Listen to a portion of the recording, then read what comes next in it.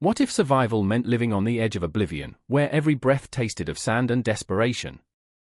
A relentless sun scorches the horizon, casting shadows of ancient mysteries that haunt the winds. Here, in the heart of the unforgiving desert, the Bedouin nomads dance with danger, threading their lives between the whispers of the past and the pulse of an uncertain future. How do you navigate a world where trust is scarcer than water? Each night, the stars twinkle like 1,000 secrets, their light illuminating hidden truths beneath the dunes. A caravan silhouette breaks the monotony, but who rides with purpose and who travels with betrayal? The air crackles with tension, like a live wire begging for a spark, as rival tribes circle each other, their intentions cloaked in the same shadows that swallow the dead of night. Picture this: a man stands defiantly at the edge of an oasis, a mirage of freedom shimmering before him. His life hangs by a thread, oscillating between the thrill of the chase and the grim reality of survival. A stolen goat, a forgotten love, blood ties twisted by ambition, every heartbeat echoes the wild symphony of life as a nomad. But be warned, in this realm of shifting sands, even the stories told around the fire can turn deadly.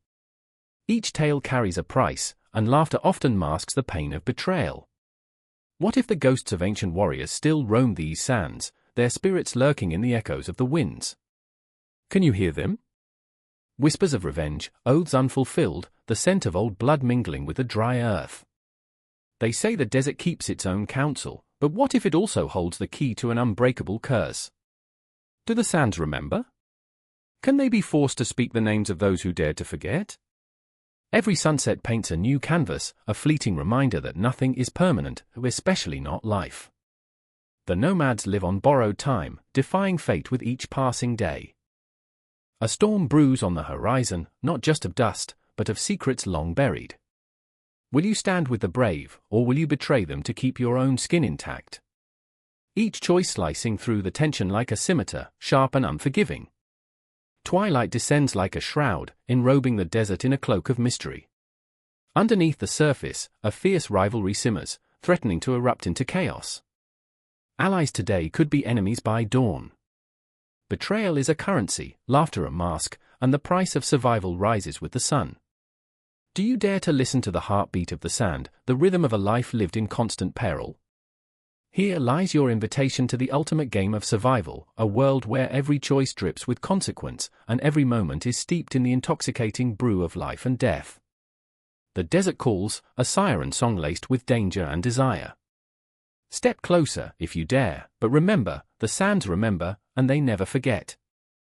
The wind howled like a mourning spirit, whipping through the vast expanse of the desert, an endless ocean of sand where shadows danced, only to be devoured by the fierce sun. It was against this backdrop that I stood, heart racing, the weight of 1,000 generations pressing down on my shoulders.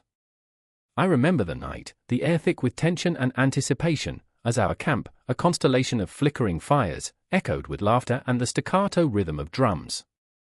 But even in that moment of celebration, I felt it, an undercurrent of dread, a whisper that spoke of battles yet to come, of traditions clashing like titans. There was Akram, his face chiseled by the sun, a warrior born of the earth. His eyes gleamed like polished stones, reflecting both pride and an unquenchable thirst for freedom. He stood tall, strong, yet I could see the cracks in his armor, the uncertainty lurking beneath the surface. He was a figure of resilience, but each victory came at a cost, haunted by the ghosts of those who fell before him.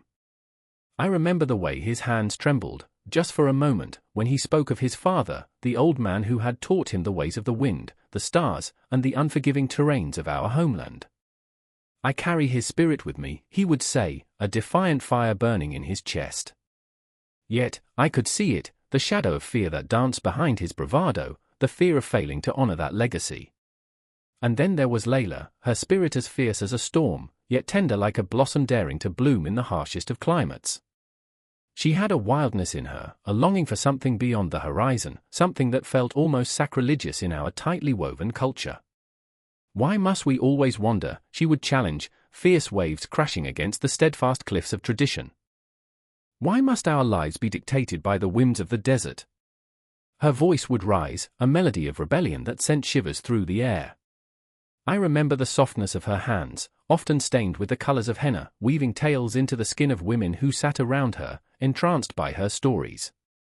But as the stars blinked overhead, I saw her vulnerability, the way her laughter could crack like brittle glass when the weight of expectations bore down too heavily. It was the warmth of that night, electric with the pulse of the drumbeats, that turned to frost as whispers of conflict encroached upon our lives. I remember the moment clearly, the sound of galloping hooves, the clamor of metal striking metal, and the chaos that erupted like a thunderclap. The nomadic Bedouin tribes, bound by unyielding loyalty and tradition, found themselves at the crossroads of change. I could taste the tension in the air, a metallic flavor that lingered on my tongue as if the universe itself was holding its breath. "Run!" Akram shouted, his voice a clarion call amid the chaos that threatened to consume us. I felt the ground tremble beneath my feet, the very earth echoing the agony of our people. The horizon, once a promise of freedom, morphed into a realm of shadows as tribes clashed over territory, resources, and age-old grudges. Each clash of swords felt like a heartbeat, each cry of anguish a reminder of what was at stake, our identity, our culture, our very souls entwined with the tendrils of the sand. Layla was beside me, her fingers clutching my arm, her breath coming in ragged gasps. "This is not who we are," she cried, her voice tinged with fury and desperation. "We are more than this violence. We are guardians of stories, not harbingers of death." But I could see the fear behind her eyes, a flicker of doubt that contradicted her fiery spirit. It was a fear that clung to us like the dust of the desert, insidious and relentless. In that moment, I remembered the legends, the tales spun by our ancestors under the blanket of stars, stories of love and loss, bravery and betrayal. I remembered the echoes of laughter, the beauty of unity amid the harshness of our surroundings. Yet, I could also feel the weight of history pressing down, a relentless cycle of conflict that had shaped our existence. The Bedouins, once free spirits sailing the winds of the desert, had become ensnared in the iron grip of fate, a tragic dance of survival. As the battle raged around us, the fires of our camp flickered, their light a beacon of hope against the encroaching darkness. I caught glimpses of faces, young men brandishing swords, women clutching children, their eyes wide with fear. I saw Akram, fighting valiantly, his back straight, a warrior in the truest sense, yet I saw the burden in his shoulders. Every swing of his sword was not just a fight for survival, but a struggle against the very essence of who we were.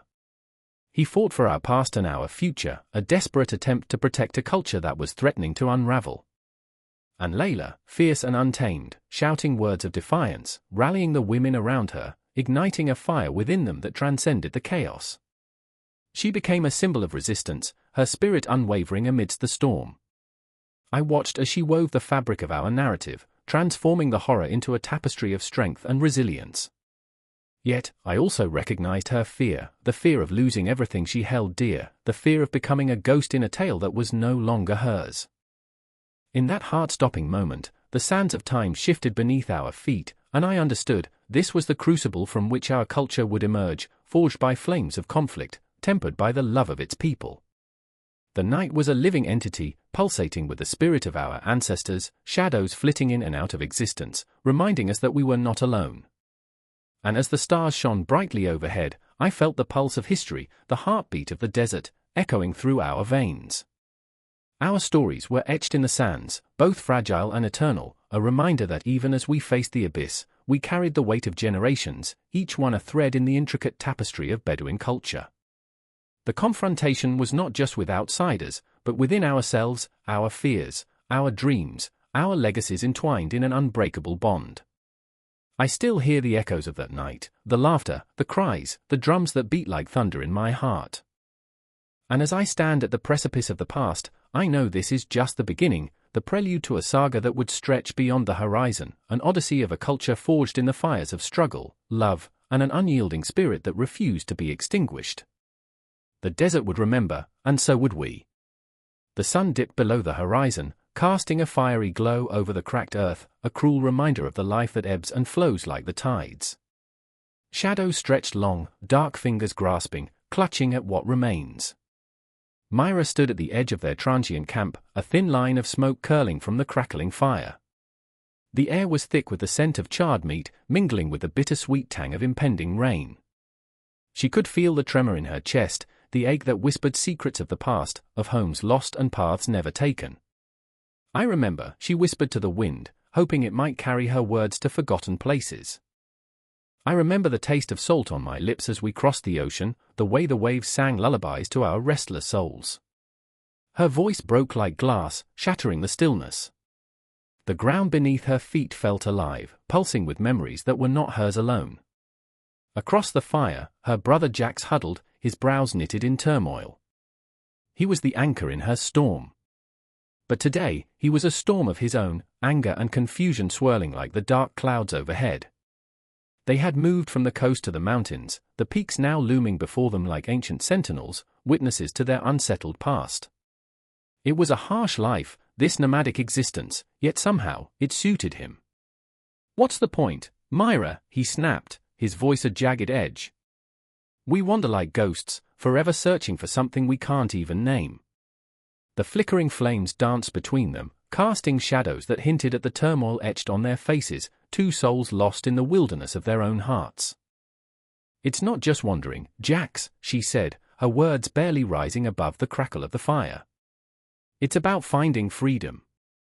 It's about leaving behind the chains of what was." But even as she spoke, doubt crept in, wrapping around her like a tight cloak. Freedom felt like an illusion. They were bound, tethered by the memories of the places they had fled. Around them, the other nomads stirred, a tapestry of humanity woven together by shared struggles and unspoken dreams. Each face told a story of loss, each laugh was a ghost of joy they clung to like lifelines. Time slipped through their fingers like sand, disappearing into the abyss of distant stars, yet their hearts beat in unison. They were a family, dysfunctional yet fierce, and the world outside was a cacophony of danger and uncertainty. Myra's gaze fell on Ilara, her childhood friend, now a fierce warrior carved from the stone of their shared history. Ilara's laughter cut through the tension like a knife, sharp and bright. "Do you remember the time we dared each other to swim in that freezing lake?" she called out, her voice a melody in the twilight. "You screamed like a banshee. I was trying to survive." Myra shot back, laughter bubbling to the surface, but the weight of the moment pressed down hard. They could lose everything in an instant, their connections, their joys, the very ground beneath their feet. A sudden rustle in the underbrush sent a wave of tension skimming across the camp. Jax leaped to his feet, eyes wide, body coiled like a spring ready to snap. "What was that?" he hissed, scanning the darkening trees as if the shadows themselves were conspiring against them. Myra's heart raced. She could feel the fear crawling up her spine, wrapping around her throat. "It could be just a fox," she murmured, though her voice trembled. "Or worse," Jax growled, fists balled at his sides. "We can't keep living like this, Myra. Just moving from place to place, like we're being hunted." His fear echoed in her own heart, a cruel reminder of the invisible chains they carried, the specter of their past haunting every decision.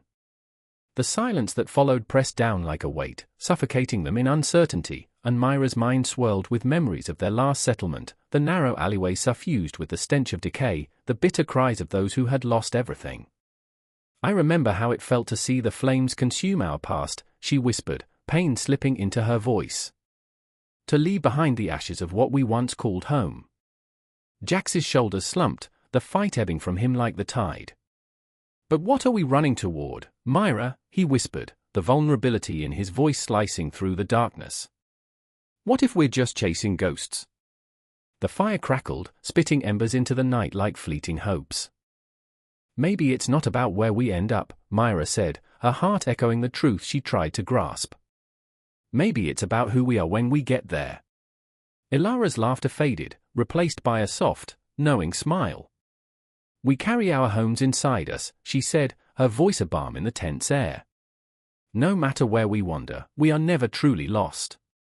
The wind picked up, carrying with it the scent of rain and the promise of change, a gentle reminder from the universe that they were part of something bigger. As the first drops began to fall, the group huddled closer, forming a circle of warmth against the chill. But in that closeness, something shifted, a tension simmering beneath the surface. Myra caught Jax's gaze, a fleeting moment of connection, and then the storm broke. "I can't do this anymore," he shouted, words raw and jagged. "I can't keep pretending we're fine when every day feels like a battle." The air thickened with unspoken truths, sharp as the knives they carried, and Myra's heart pounded in her chest. "You're not alone," she pleaded, the words spilling out like a desperate prayer. "We're in this together." But the shadows loomed larger, darker. The rain fell harder now, and as it drummed against the earth, it felt like an urgent heartbeat, pulling them toward a reckoning they could no longer evade. In the chaos of emotions and unresolved pain, the very ground beneath them seemed to pulse with an ancient wisdom, urging them to confront what lay hidden in their hearts, to face the unrelenting question of what it truly meant to belong. In that moment, with the fire flickering and shadows dancing, Myra felt the weight of every heartbeat echoing through the night, a reminder that they were all just wanderers, chasing whispers of home, striving for connection amidst the vastness of the cosmos. And as the storm raged on, she knew that the journey was far from over. It was only the beginning, an endless loop of searching, aching, and learning to be found.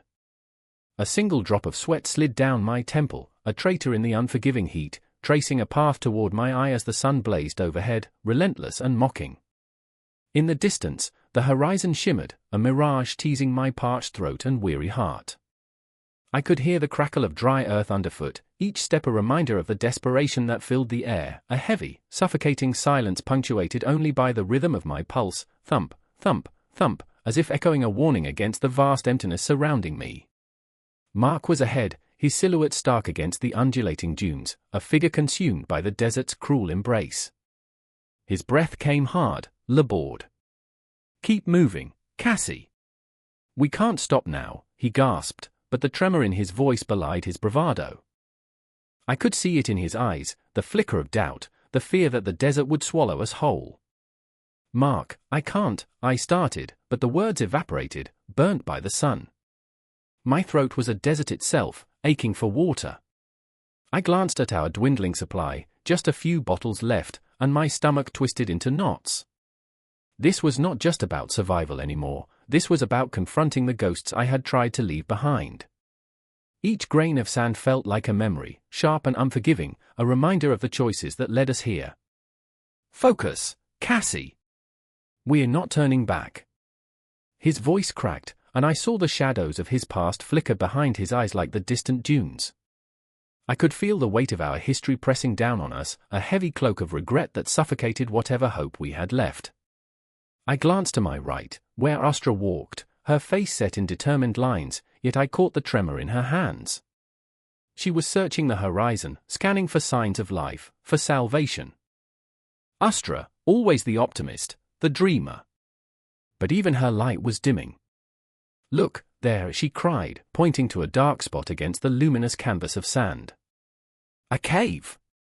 Maybe there's water." Her voice rose, filled with a hope I could barely share. But I knew better.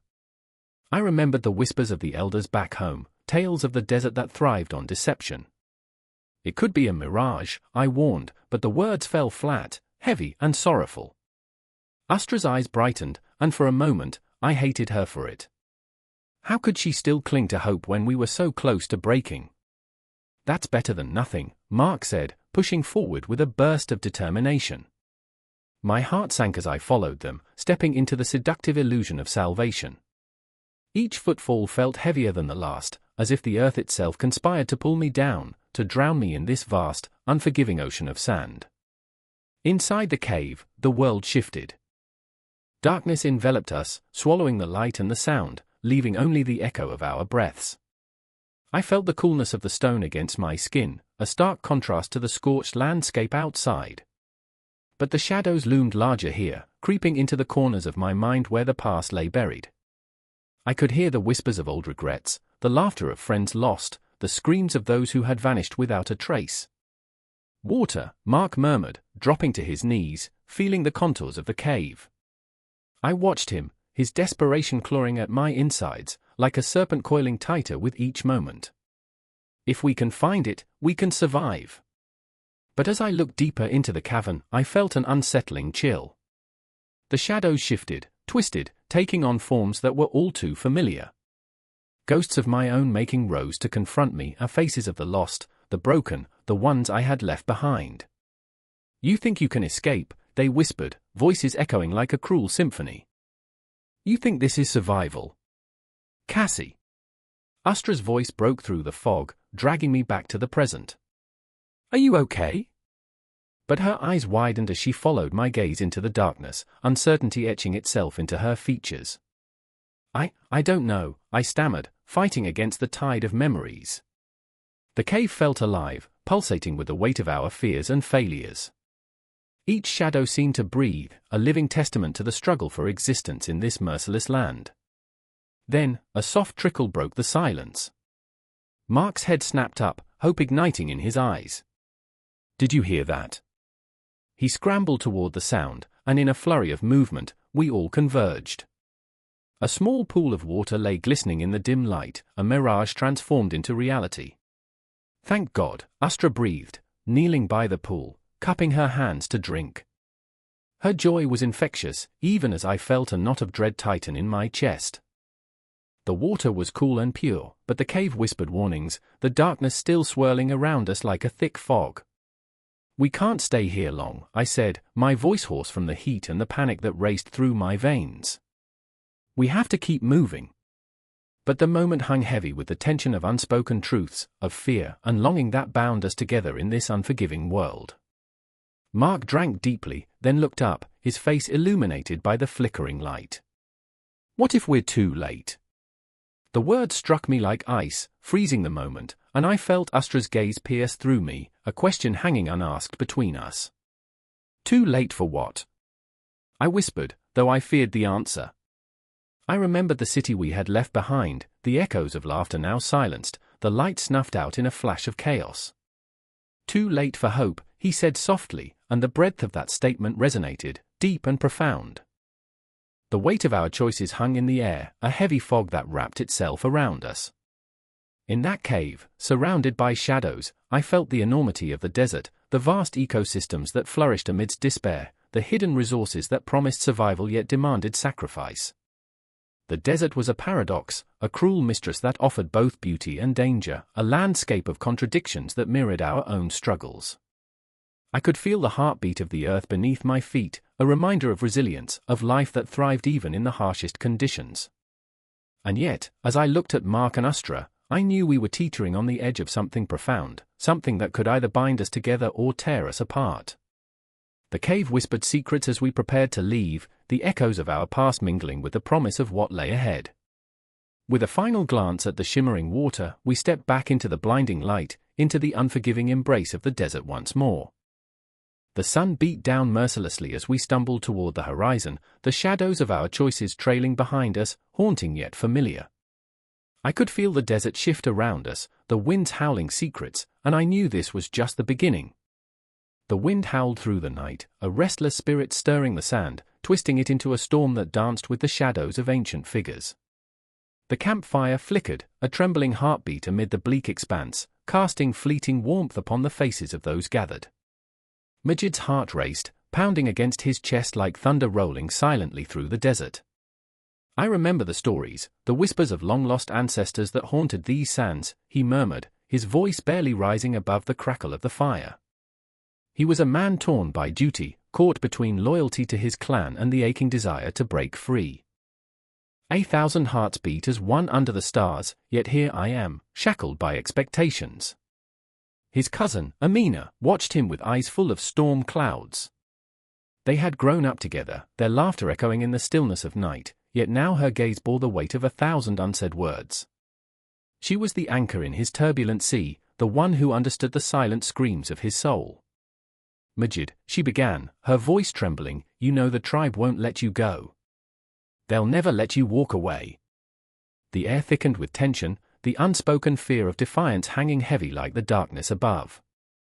A new shadow loomed, the figure of their uncle Rashid emerging from the night, his presence like a thunderclap, heavy with authority. "You think you can abandon your people? The blood in your veins ties you to this land," he barked, each word a whip crack in the stillness.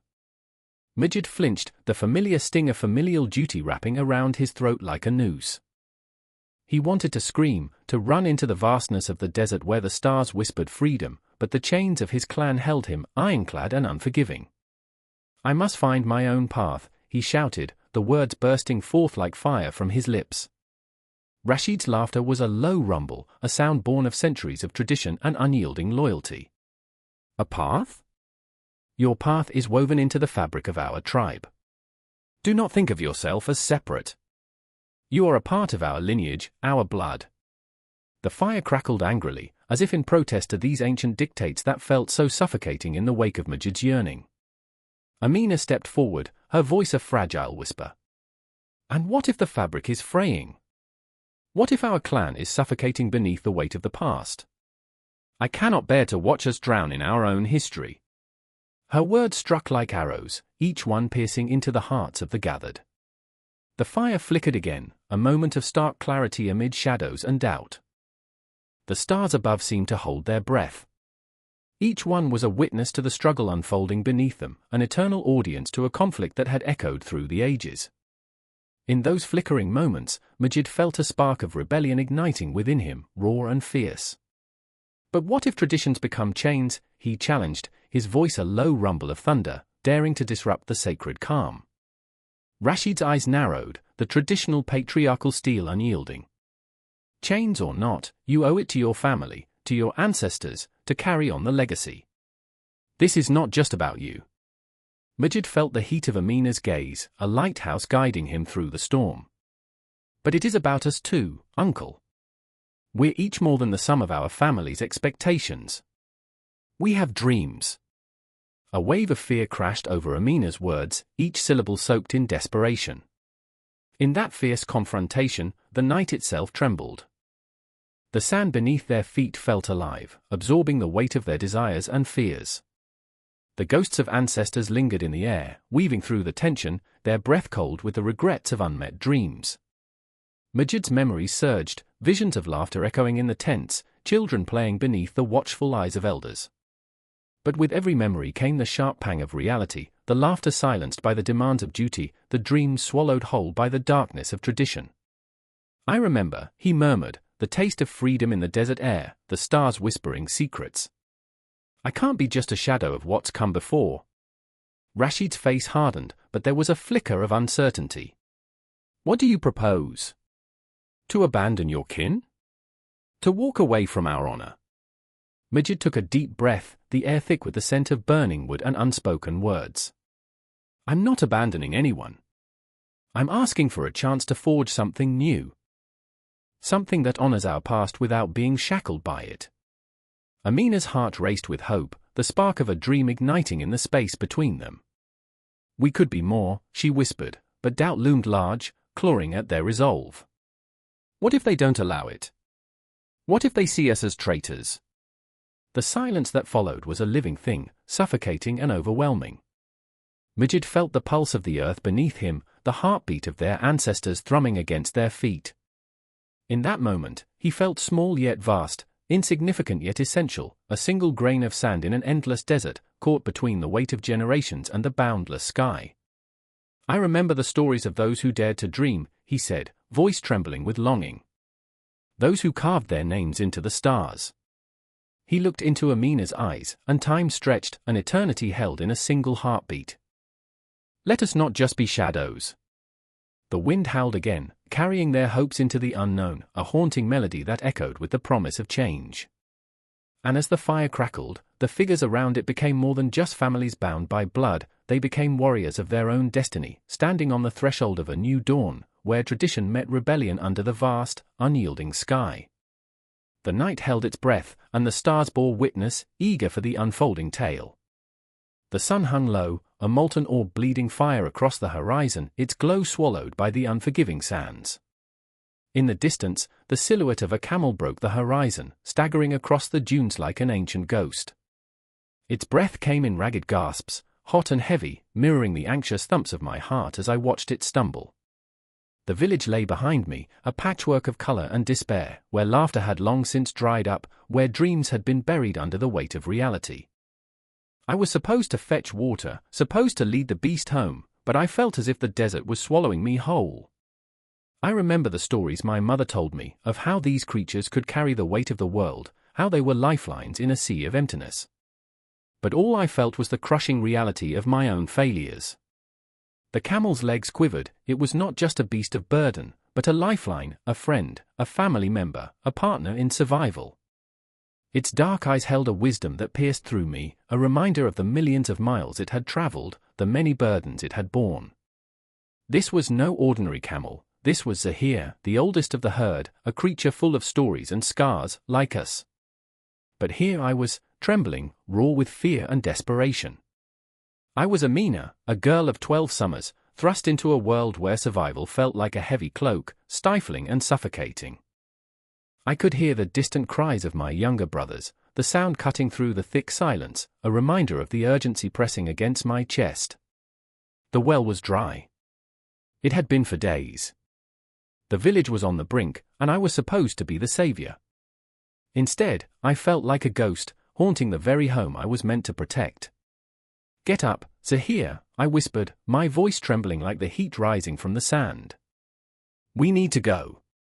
The beast looked at me, its gaze a blend of understanding and sorrow. I could sense its own fatigue, its own battles waged against the unrelenting sun. In that moment, we were two souls adrift in an unforgiving world, each struggling to carry the weight of existence. But there was no time for weakness. I reached for Zahir's coarse neck, the warmth of his skin grounding me as I pulled myself up onto his back.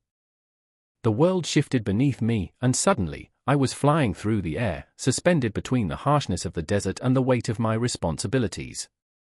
The sun beat down mercilessly, but I could feel the whispers of the wind beneath me, urging me forward, pushing me toward the oasis that shimmered like a mirage in the distance. Yet, lurking within those shimmering waves of heat was the specter of something darker. My mind flickered to my father, the way his laughter had once filled our home, now replaced by silence, by the shadow of his absence. He had taught me the ways of the desert, how to listen to its heartbeat, to read its signs. But even he could not have prepared me for this. I choked back a sob, the weight of grief and desperation threatening to swallow me whole. Zahir's hooves pounded against the earth, a rhythm that matched the frantic beating of my heart. Each step was a prayer, each breath a plea. I could feel the eyes of the village upon us, their hopes resting on my small shoulders as if I were Atlas holding the world. But who was I? Just a girl, terrified and lost in a landscape that felt all too vast, all too empty. The wind shifted, bringing with it the scent of rain, a promise, a glimmer of hope. I urged Zahir onward, desperation clawing at my throat.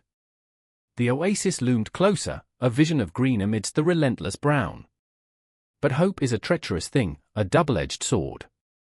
With every step, I felt the pull of doubt, the gnawing fear that we might fail. And then, out of the corner of my eye, I saw him, Tariq, my brother, a boy of 10 summers with eyes like deep wells. His small frame stood defiantly against the backdrop of the desert, a tiny beacon of resolve amidst chaos. "Amina," he shouted, voice cracking, panic lacing his words. "The village needs you." I felt the strength drain from my limbs, the intensity of my fear spilling over into anger. "Why did you come? You should be in hiding," I snapped, my voice tearing through the quiet. But there was a stubborn spark in Tariq's gaze, a fierce loyalty that mirrored my own. "I wanted to help." In that moment, I understood. It wasn't just about fetching water, it was about survival, about the bonds that tied us together in this unforgiving land. As I looked at him, I saw the weight of our family's hopes mirrored in his young face. I remembered the nights spent in our makeshift home, huddled together against the cold, sharing dreams of a better life. We were more than just siblings, we were the heartbeat of our family, the flickering flame against despair. I turned back to Zahir, feeling a surge of determination. "We can do this," I whispered, my hand resting on the camel's neck, feeling the warmth pulse beneath my palm. Zahir's weary legs threatened to give way, but in that moment, we made a pact, a promise forged in the depths of desperation. With one last surge of energy, we rowed towards the oasis, the shimmering waters now within reach. The world fell away, the weight of worries replaced by a singular focus, a singular purpose. The air crackled with energy, the promise of life hanging in the balance.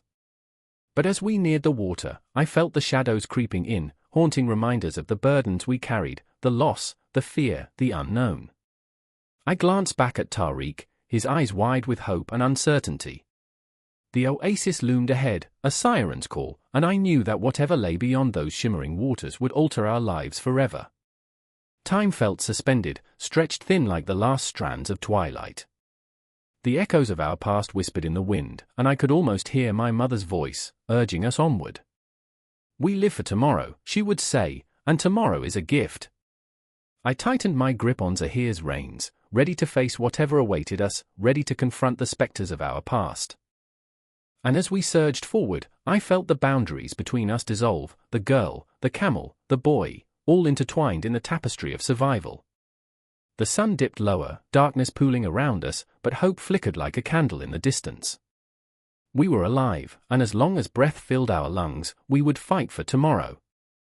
The sun hung low, a blood-red orb sinking hungrily into the horizon, casting long shadows across the windswept dunes. Each grain of sand whispered secrets of the nomadic tribes that roamed these desolate lands, their stomachs a constant reminder of the chronic thirst that accompanied their unyielding search for sustenance. I stood alongside Malika and Yasin, two souls entwined by fate, their bodies worn yet resilient, like that of an ancient oak stubbornly thriving in the arid earth. Hope and despair danced in their eyes, a tragic ballet that mirrored the ruthless cycle of life and death in the desert. "Food is life," Malika rasped, her voice barely rising above the relentless winds. But in her gaze, I saw a deep-seated anguish, a yearning for something more than mere survival. Yet we chase it like shadows, always just out of reach. Her hand trembled as she clutched a small pouch of dried dates, the last remnants of their meager rations. Each wrinkled fruit held the weight of 1,000 dreams, memories of a time when feasts filled the air with laughter and joy. Now, it was all they had left. Yasin, the proud protector with a heart burdened by the weight of his family's legacy, watched the horizon with a fierce intensity. The lines on his face were etched with the stories of countless sunrises and sunsets, of storms weathered and battles fought. "We must find the goats," he murmured, voice thick with desperation. "They sustain us, give us milk, meat, a reason to fight." As he spoke, the air thickened with an oppressive silence, the kind that amplifies the pulse of the heart. This was a battle of survival, one that echoed through the ages. Their world was built on a fragile dichotomy, joy and sorrow, hunger and feasting, life and death. I could feel the tension crackle around us, like an impending storm. The goats they sought were not mere animals, they were the lifeblood of their existence, a tangible connection to a past rich with traditions. Each goat represented a story, a family bond, a fleeting moment of laughter shared over a warm pot of stew. But the desert was unforgiving, and the goats had strayed far beyond the familiar dunes, lost in the endless expanse of dry earth. Malika's eyes darkened, her resolve faltering. "What if we don't find them?" she whispered, her voice trembling like a fragile flame against the wind. "What if we fail?" I saw the terror in her gaze, the haunting specter of starvation looming over them, a cruel reminder that the desert could strip away everything in an instant. It was a relentless predator, waiting to pounce on the weak. Yasin reached for her hand, their fingers intertwined like lifelines, but the gesture felt insufficient. "Failure is not an option," he replied, his voice resonating with a fierce determination that pushed against the weight of despair. "I will not let our lineage die in this godforsaken place." But even as the words left his lips, I saw the flicker of doubt, a fleeting ghost that lingered in the depths of his heart. The desert mocked him, and I could almost hear its laughter, echoing through the silence. The sun dipped lower, bleeding crimson into the sand, as we trudged onward, the ground shifting beneath our feet. Each step was a reminder of the struggle, the aching hunger gnawing at our insides. The air was thick with the scent of dust and desperation, an intoxicating blend that clawed at my throat. I could feel the weight of their hopes pressing down on me, wrapping around my chest like a vice. I wished to comfort them, to offer reassurance, but what could I say? That there were no guarantees in the world they inhabited? That loyalty and love did not fill empty bellies? And then, the unmistakable sound shattered the oppressive silence, bleating, frantic and wild. It struck a chord deep within, igniting a flicker of hope that raced through my veins. "The goats!" Malika gasped, her eyes wide, shining like stars in the night sky. Yasin surged ahead, his heart pounding with adrenaline as he dashed towards the sound, leaving Malika and me in his wake. The weight of the moment coiled tightly around us, a beautiful tension that threatened to explode. But as we approached the source of the commotion, the euphoria began to fade. A pack of vultures circled overhead, their shadows casting ominous patterns on the ground, a dark omen. "No," Malika whispered, dread filling her as we pushed onward. The goats were there, but they lay scattered, lifeless forms strewn across the sand, an offering to the very gods that had abandoned them. Each body was a haunting reminder of their unyielding struggle against the elements, a battle lost in the face of relentless hunger. Yasin fell to his knees, the ground crumbling beneath him, his cries echoing through the emptiness. "This can't be." His voice cracked, raw with emotion, each word a dagger piercing through our already shattered hearts. I felt the tears brimming in my own eyes, the deep, aching sorrow threatening to spill over. This was desperation, this was loss, and it hit like a tidal wave, dragging me under into despair. "Everything we fought for," Malika choked out, her voice barely a whisper. "Gone." Just like that. The weight of her words hung heavy in the air, an unbearable truth that threatened to suffocate us all. The world felt impossibly vast, yet so unbearably small in that moment. But then, in the depths of despair, something flickered, a thought, a memory. It was the taste of warm bread baked over a fire, the laughter shared around a pot of stew, the stories exchanged beneath the stars. Life was not just about survival, it was about connection, about love, about the ties that bound us even when the shadows threatened to consume us whole. As the sun sank fully into the horizon, casting the desert into an inky abyss, I realized the fight was not merely for food and sustenance but for the very essence of what it meant to be human amidst the unforgiving landscape. In that darkening world, amid loss and despair, there was a flicker, an ember of hope that perhaps, somehow, they would find their way back to the joy of shared meals, laughter, and love. And as the ghosts of their past whispered secrets, I too felt the pull toward a future still unwritten, where the flavors of life might yet dance once more upon their tongues. In that moment, as the night descended, I knew this was only the beginning. The desert did not yield easily, but neither did the spirit of those who called it home. The ground trembles beneath their feet, a warning rumble that sends shivers racing up their spines. The sun hangs high and cruel, a relentless overseer in an unforgiving sky.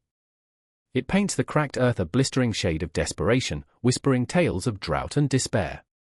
The air is thick with tension, heavy with the knowledge that every drop of water is a precious jewel, a life-giving elixir hidden behind a thin veil of scarcity. Can you hear it? Lydia's voice trembles, her eyes wide, reflecting the shimmering mirage of a distant oasis, there, where the heat dances like a malevolent spirit, teasing them, taunting them. A flicker of hope, but a cruel illusion. Her hands, calloused and worn, clutch the empty canteen as if it were a lifeline, yet it's nothing but an echo of what once was. "I can't take this anymore," she gasps, a desperate plea that hangs in the air like the weight of the world. Beside her, Jacob stands rooted, the shadow of uncertainty clouding his features. He's a man haunted by the secrets of his past, his own choices now clawing at his heart with jagged nails. "We have to keep moving," he rasps, trying to sound resolute, but the tremor in his voice betrays him. "We'll find water. Just keep walking." Each step feels heavier, like the burden of their hope is weighing them down, dragging them closer to the abyss. Lydia looks at him, frustration bubbling to the surface. "We've been walking for hours. The sun is a vengeful god, and we're mere mortals trapped in its fury."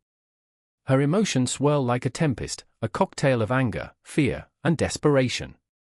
I remember the river, the way it sang to me, the laughter of children playing along its banks. Now it's a ghost town, a barren graveyard where dreams of abundance go to die. She falters, choking on the memories that slip through her fingers like sand. Jacob winces, the memories of better days flooding in. "I remember," his voice breaks, and a shudder runs through his frame. "When I was a child, I would run through the fields, splashing in the streams, carefree. Water was life then, not this endless search for survival." The weight of those memories hangs like a noose around his neck, tightening with each thought. Yet, amidst the parched landscape, the faintest glimmer of water calls to them, an oasis of shimmering blue at the edge of a horizon that feels like a cruel mirage. But as they near, the air thickens with dread. A group stands guard, faces hardened by the sun, eyes like flint. This is ours, a voice cuts through the silence, jagged and unyielding. You'll have to barter for it. Lydia's heart races, a wild beat against her ribcage, the words igniting a firestorm within her. What do you want? She demands, her voice ringing out with an intensity that surprises even her. We don't have much. We're just trying to survive. The desperation spills from her lips like a river breaking its banks, flooding the dry earth with truth. They'll take what you have, or you'll go thirsty. The specter of the leader looms larger, a shadow against the sun. It's the way of the world now. Water is power, and power is survival. A reminder that in this new reality, morality is a distant echo, drowned out by the savage need to exist. Jacob clenches his fists, emotion boiling over. You can't just hoard it. Don't you see? You're dooming us all. The truth wells up from the depths of his heart, an ancient urge for unity against the crushing weight of isolation. He remembers the stories of how communities once thrived together, pooling resources, sharing the bounty, and now, it's every heart for itself, an anguished symphony of greed. The leader's laugh is harsh, a jagged shard of metal. And what do you propose? That we sing Kumbaya around a campfire. He gestures to the barrenness surrounding them, the unforgiving landscape that has turned allies into enemies. Survival isn't about kindness. It's about strength. Then let us show you our strength. Lydia steps forward, a blaze of defiance igniting in her chest. We may be weak alone, but together we can rise. We can create a sustainable future, share the water, grow our food, and rebuild. Her words hang in the air, trembling with raw emotion.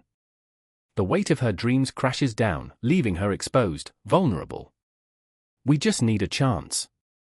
In that moment, she sees it, a flicker of doubt in the leader's eyes. An ember of possibility igniting in a heart long hardened to the idea of community. Can it be that hope, however fragile, can still bloom in a desert of despair? But he shakes his head, the hardness returning. Hope is a mirage in these times. I choose to survive. With that, the barrier is drawn tighter, the distance between them stretching, a chasm filled with fear and desperation. Jacob's heart sinks. We're all just ghosts of what we once were, he whispers, aching with the weight of their shared plight. But we can't let the ghosts consume us. We won't let this be our end. And in that moment, as shadows lengthen and the sun begins its slow descent, a decision hangs in the air, electric and charged with possibility. The tension thickens, palpable as they stand on the precipice of a choice that could either shatter them or bind them together.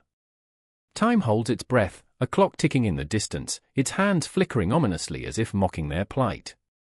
Let's take the chance, Lydia breathes, her voice barely above a whisper, a plea to the universe. We'll find a way to survive, together. We have to. As night descends, the stars flicker into existence, a dark tapestry of hope and despair intertwined. They stand, fragile and fierce, hearts pounding like war drums, ready to forge a new path, or perish trying. The battle for survival is just beginning, and the weight of the struggle hangs heavy, a promise that echoes through the starlit sky. In this world of scarcity, where water is life and life is a struggle, the fight for sustainability becomes not just a strategy for survival, but a lifeline that binds them to one another, a flickering flame against the encroaching darkness. And as they take their first steps into the unknown, the cycle begins anew, a dance of despair and hope that will weave through the fabric of their existence, unyielding and unbroken.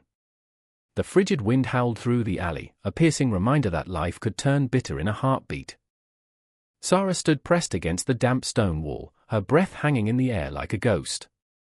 She tightened the tattered cloak around her shoulders, the fabric barely shielding her from the autumn chill, and felt the weight of her choices crashing down like thunder.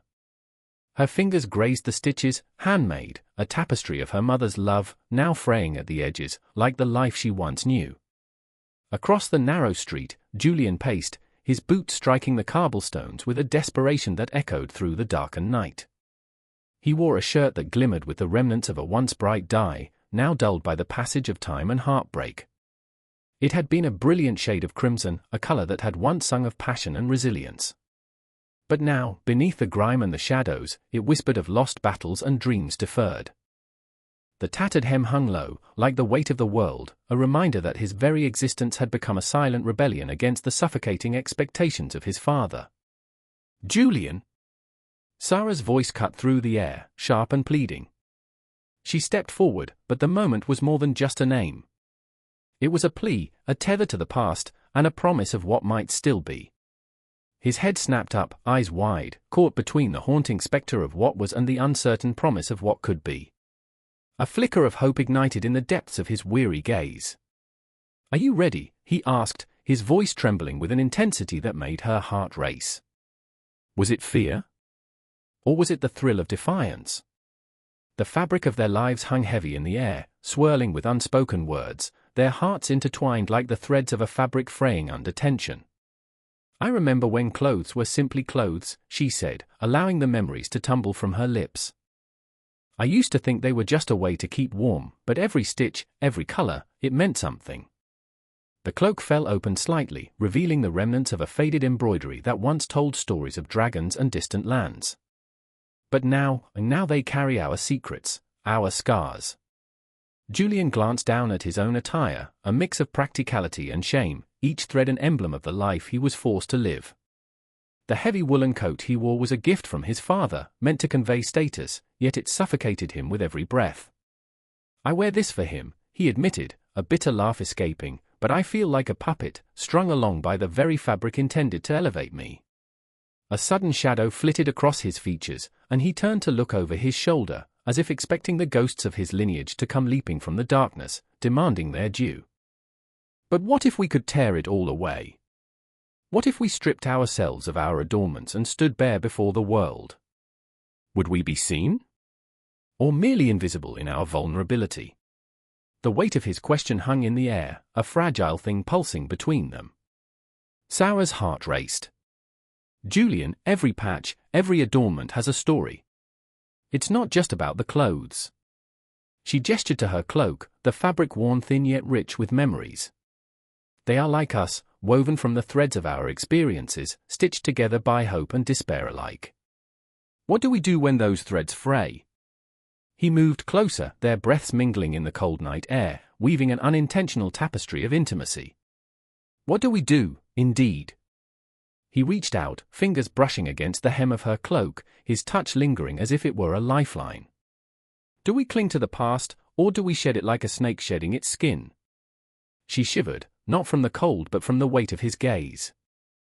"Sometimes, shedding is the hardest part," she whispered. "It's terrifying to face the world without our armor, with nothing but raw skin and vulnerability." The air thickened with unspoken truths. Julian's voice dropped to a murmur. "But what if we only create new patterns? New adornments that reflect who we truly are beneath the layers?" The intensity of his question pulsed in her chest, a heartbeat matching her own, steady, unwavering, demanding an answer. "Then let's be the architects of our own stories," she said, the words spilling forth. "Let's adorn ourselves in defiance and wear our scars like badges of honor."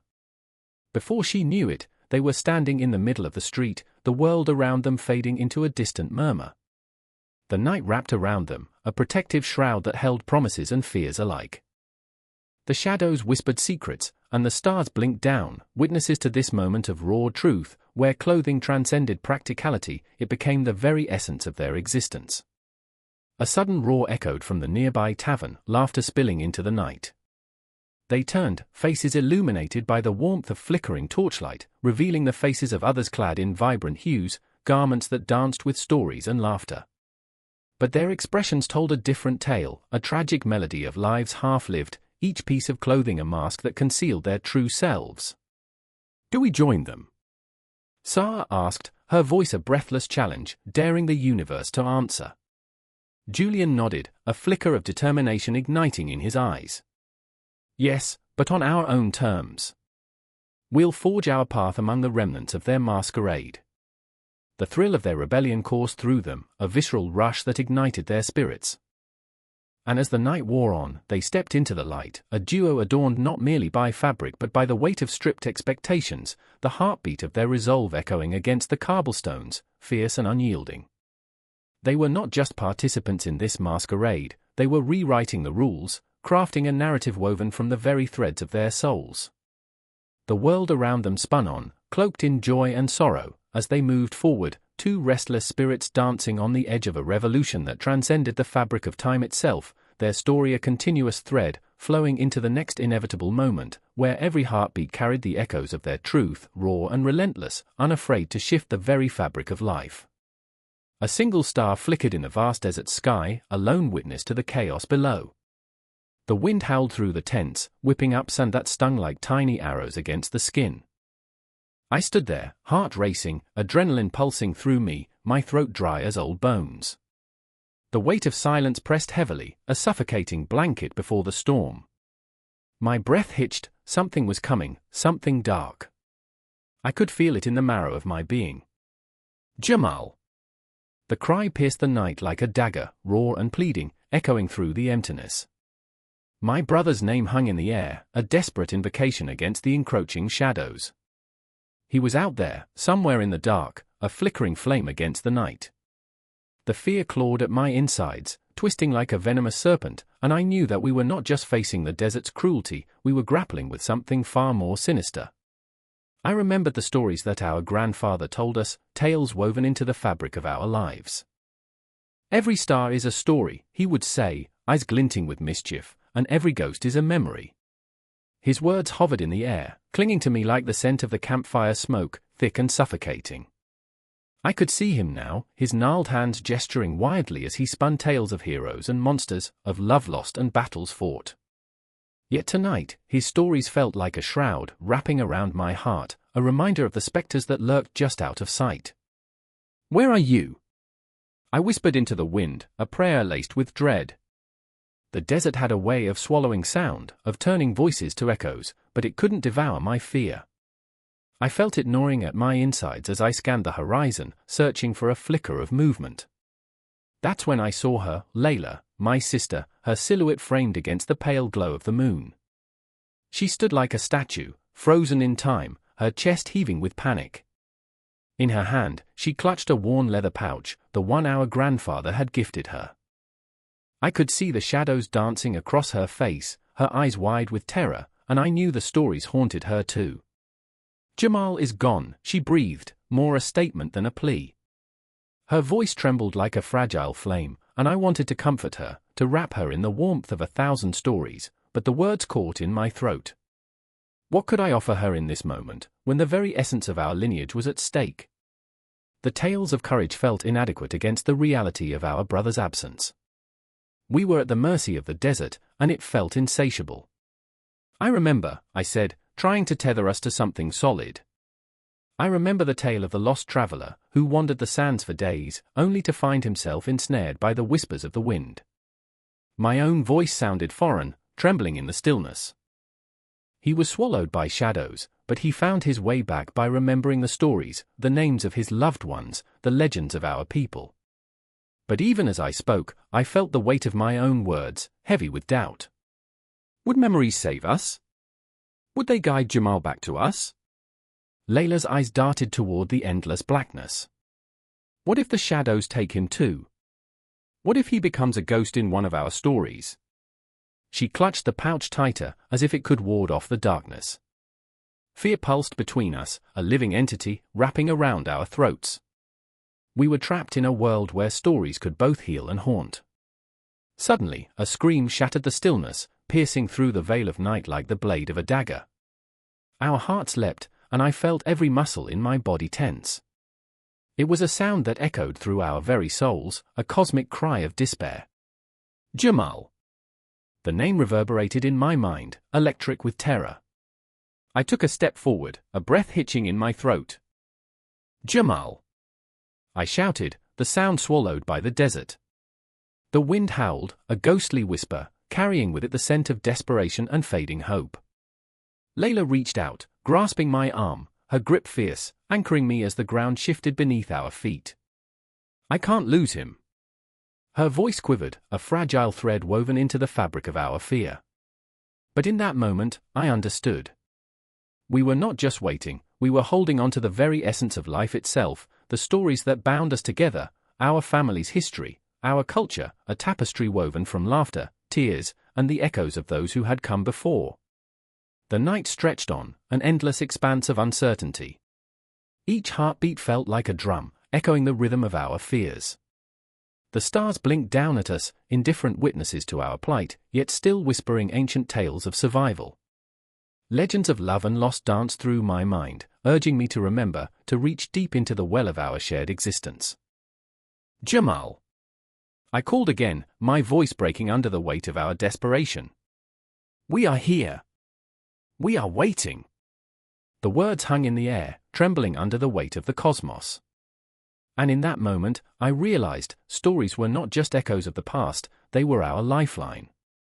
The narratives we told weren't merely entertainment, they were our salvation. They gave us purpose, they grounded us in this world of uncertainty. In the silence that followed, I could hear my heartbeat, the pulse of the desert, a symphony of life and death intertwined. The stories would not let us go, they would guide Jamal back to us, weaving their magic through the shadows. I turned to Layla, her eyes reflecting the moonlight, shimmering like the stories we clung to. Let's tell the tale of the desert wanderer, I urged, the words spilling from my lips like a prayer. Let's weave our brother into a story that will echo forever. And as we began to speak, the shadows shifted, the wind whispered, and the stars blinked, listening to the tales of our hearts while the night held its breath, waiting to see what would emerge from the darkness. In that moment, I knew we were standing on the precipice of something vast, an eternal cycle of storytelling that would carry us into the night and beyond, an unbroken thread binding the past to the present, alive like the desert winds, fierce like the ties of family, and echoing a promise that we would never be truly lost. The sun hung low over the parched land, a restless beast of fire, casting long shadows that danced like the spirits of the lost. I stood there, heart pounding, breath shallow in the heavy air, feeling the faint quiver of the earth beneath my feet. I had come to this desolate stretch of sand seeking answers, but what awaited me was a frenzy of questions, a cacophony of fear and longing reverberating in the hollow of my chest. The wind whispered secrets as it brushed against my skin, a lover's caress stained with the salt of tears and sweat. I could see her ahead, the silhouette of my sister, Mara, swaying like a mirage, her arms raised to the sky. She was chanting, a prayer bursting forth from her lips, a desperate plea to the gods who had abandoned us. Hear me. Hear us. She was raw, unyielding, her voice slicing through the silence like a blade, each word heavy with conviction, each syllable a heartbeat of desperation. I remember the night spent in the dim light of our home, her relentless faith a flickering candle against the encroaching darkness. Yet here, in the cruel grasp of the desert, hope felt as fleeting as the wisps of heat rising from the earth. Beside her stood Eli, my brother, a man once filled with laughter, whose spirit had been dulled by loss. His eyes were sunken, haunted, reflecting the vast emptiness of the desert. He clenched his fists, knuckles white as he gritted his teeth, fighting against the tide of despair that threatened to pull him under. We can't keep doing this, he growled, the anger twisting his features, staining his words with bitterness. They don't care. They left us to rot. I wanted to reach out, to tell him that sometimes faith was all we had left, but his grief cast a shadow over the very air we breathed. The atmosphere crackled with tension, an electric force dancing between us. I could feel it, a not-so-distant storm brewing, echoing the turmoil within our hearts. I tried to stand strong, to anchor them both in the chaos, but I was tethered too, connected by a string of anguish that pulled tighter with every heartbeat. We must believe, Eli, I implored, stepping closer, the weight of my sister's fervor pressing against us like a tidal wave. If we stop believing, what are we left with? A flash of lightning illuminated the horizon, a stark reminder of the wrath some claimed was just a figment of our fears. Mara turned to me, eyes ablaze, fervor pouring from her like a river. What if this is the moment? What if they hear us? She was radiant, a vision of conviction, but I could see the tremor in her fingers, the underlying fear of being lost to the endless void. The desert was unforgiving, and in its vastness, it could swallow hope whole. The ground trembled beneath our feet, shaking loose the dust of our shared past. Remember the stories? I whispered, a shiver racing down my spine as the wind howled like a banshee. The stories of the ancients? Of the spirits that walk among us? Eli's brow furrowed, and I could see the flicker of something, a spark of intrigue, a sliver of curiosity fighting against the darkness. You mean those myths? They're nothing but tales to scare children, his voice cracked, but my heart surged at the hint of hope, however small. I pressed on, the urgency of the moment wrapping around us tightly. No, Eli. They spoke of the very essence of our souls, of the struggles we face. What if the spirits are waiting, watching, ready to guide us? The desert seemed to hold its breath, the air thick with the weight of our words. I could almost hear the echoes of ancestors, murmurs woven through the grains of sand, beckoning us to remember. Mara dropped her arms, her voice hushed now, but what if they're angry? What if we've forgotten their ways? There was a tremor in her tone, a crack in her unwavering facade, and I felt the urge to shield her from the truth that lingered in the shadows.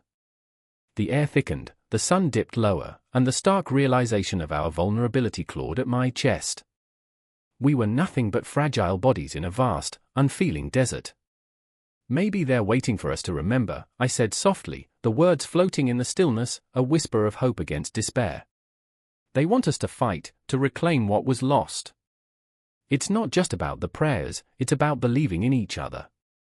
The wind carried my words, swirling around us like a cloak, and for a fleeting moment, the ground stilled, as if the universe paused to listen. The silence that followed was deafening, a pause pregnant with possibility. Eli's fist slowly unclenched, his sorrow morphing into contemplation. Mara's eyes sparkled with unshed tears, reflecting the dying light of the sun. The despair that hung over us like a shroud began to lift, just enough for the faintest hint of stars to peek through the obsidian sky. But before we could breathe, the ground shook violently. An unseen force erupted from the earth, a wild roar that sent tremors through our very souls. Shadows surged forward, flickering like fireflies caught in a tempest. "What is this?" Mara cried, her voice a mix of terror and wonder as the spirits of the lost seemed to rise from the sands, swirling around us, beckoning, haunting. I felt the urgency within me swell, a primal instinct to embrace this chaos, to lean into the unknown. "Fight! Remember! They're here!" I shouted, the intensity of the moment igniting something deep within. The world around us pulsed, a heartbeat in tune with our own. Eli stepped forward, the weight of 1,000 sins lifting off his shoulders as he extended his hand toward the shimmering specters. I could see it in his eyes, the flicker of belief igniting, a flame that had long been snuffed out. And there we stood, 3 broken souls against the vast expanse of the desert, a tapestry of faith and fear woven tightly together. The echoes of our ancestors crashed upon us like waves, urging us to remember, to practice our own spiritual beliefs in the face of despair. The air crackled with energy, our hearts beating as one, reverberating against the sound of the storm that brewed in the distance. It was a reckoning, a moment suspended in time, the beginning of a new journey woven with the threads of loss and love, a struggle against the relentless desert that threatened to consume us. The shadows danced closer, the whispers of the spirits beckoning us deeper into the unknown, and all I could do was hold on to the flicker of hope, the desperate need to believe that in this terrifying wilderness, something sacred still existed. The fire crackled, its warmth battling against the chill of the night. Beneath the vast expanse of a sky punctuated by stars, Layla's heart raced, a frantic drum of uncertainty and expectation. She stood at the edge of the circle, the shadows of her family flickering against the canvas of the tent. Tonight was different. Tonight, the music would call. Tonight, the dance could change everything. The air was thick with tension, a palpable energy coursing through the gathered crowd. Layla's fingers trembled as she clutched the fabric of her dress, the bright colors a stark contrast to the dark emotion swirling inside her. She had always wanted to dance like her mother, like her grandmother, who had spun like the desert wind, a tempest of joy and sorrow. But now, as the drums began to pulse, she hesitated. She remembered how her mother's laughter echoed through their home, how the rhythm of life flowed through every gathering. "Dance, Layla. It's in your blood," her mother would whisper, eyes shining with an unspoken legacy. But now, in the shadow of an impending conflict, how could she dance when her heart felt so heavy, so conflicted? Across the circle, Amir watched her, his brow furrowed. The war within him mirrored the chaos of the night. He could feel the weight of expectation pressing down on him like the scorching sun of the day. The elders had chosen him to lead the dance, a sacred role intertwined with the history of their people. Yet he was haunted by the fear of not being enough. The breath of his ancestors seemed to whisper in his ear, urging him to rise, to embody the spirit of their culture. But what if he faltered? What if tonight became a memory stained with embarrassment? The drums pounded, a heartbeat echoing in the desolation of their current reality. It was as if the very earth beneath their feet was alive, vibrating, urging them to remember who they were. Layla took a step forward, her heart pounding in time with the rhythm.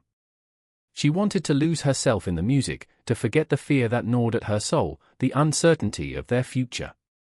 But how could she dance when the weight of her brother's absence loomed so heavily? I remember when he would twirl her around, his laughter ringing like bells in a distant town, a time when the world felt safe. Now, that laughter was gone, replaced by the haunting echoes of silence. The drums called to her, a siren song that promised release but demanded sacrifice. Layla stole a glance at Amir, their eyes met, a flicker of understanding passing between them. He was just as lost, just as afraid. "What if I can't?" he mouthed, the vulnerability in his expression raw and unguarded. She felt it too, the fear of failure, of letting their people down, of becoming ghosts in a world that demanded flesh and blood. And then the music swelled, a wave crashing over them. The crowd surged forward, the elders' voices rising in a chorus that seemed to pierce the night. They sang of the desert, of the stars that guided their ancestors, of battles fought under the same skies. The words wrapped around her like a shroud, grounding her even as they sent shivers down her spine. Layla inhaled deeply, the scent of burning wood and wild sage filling her lungs.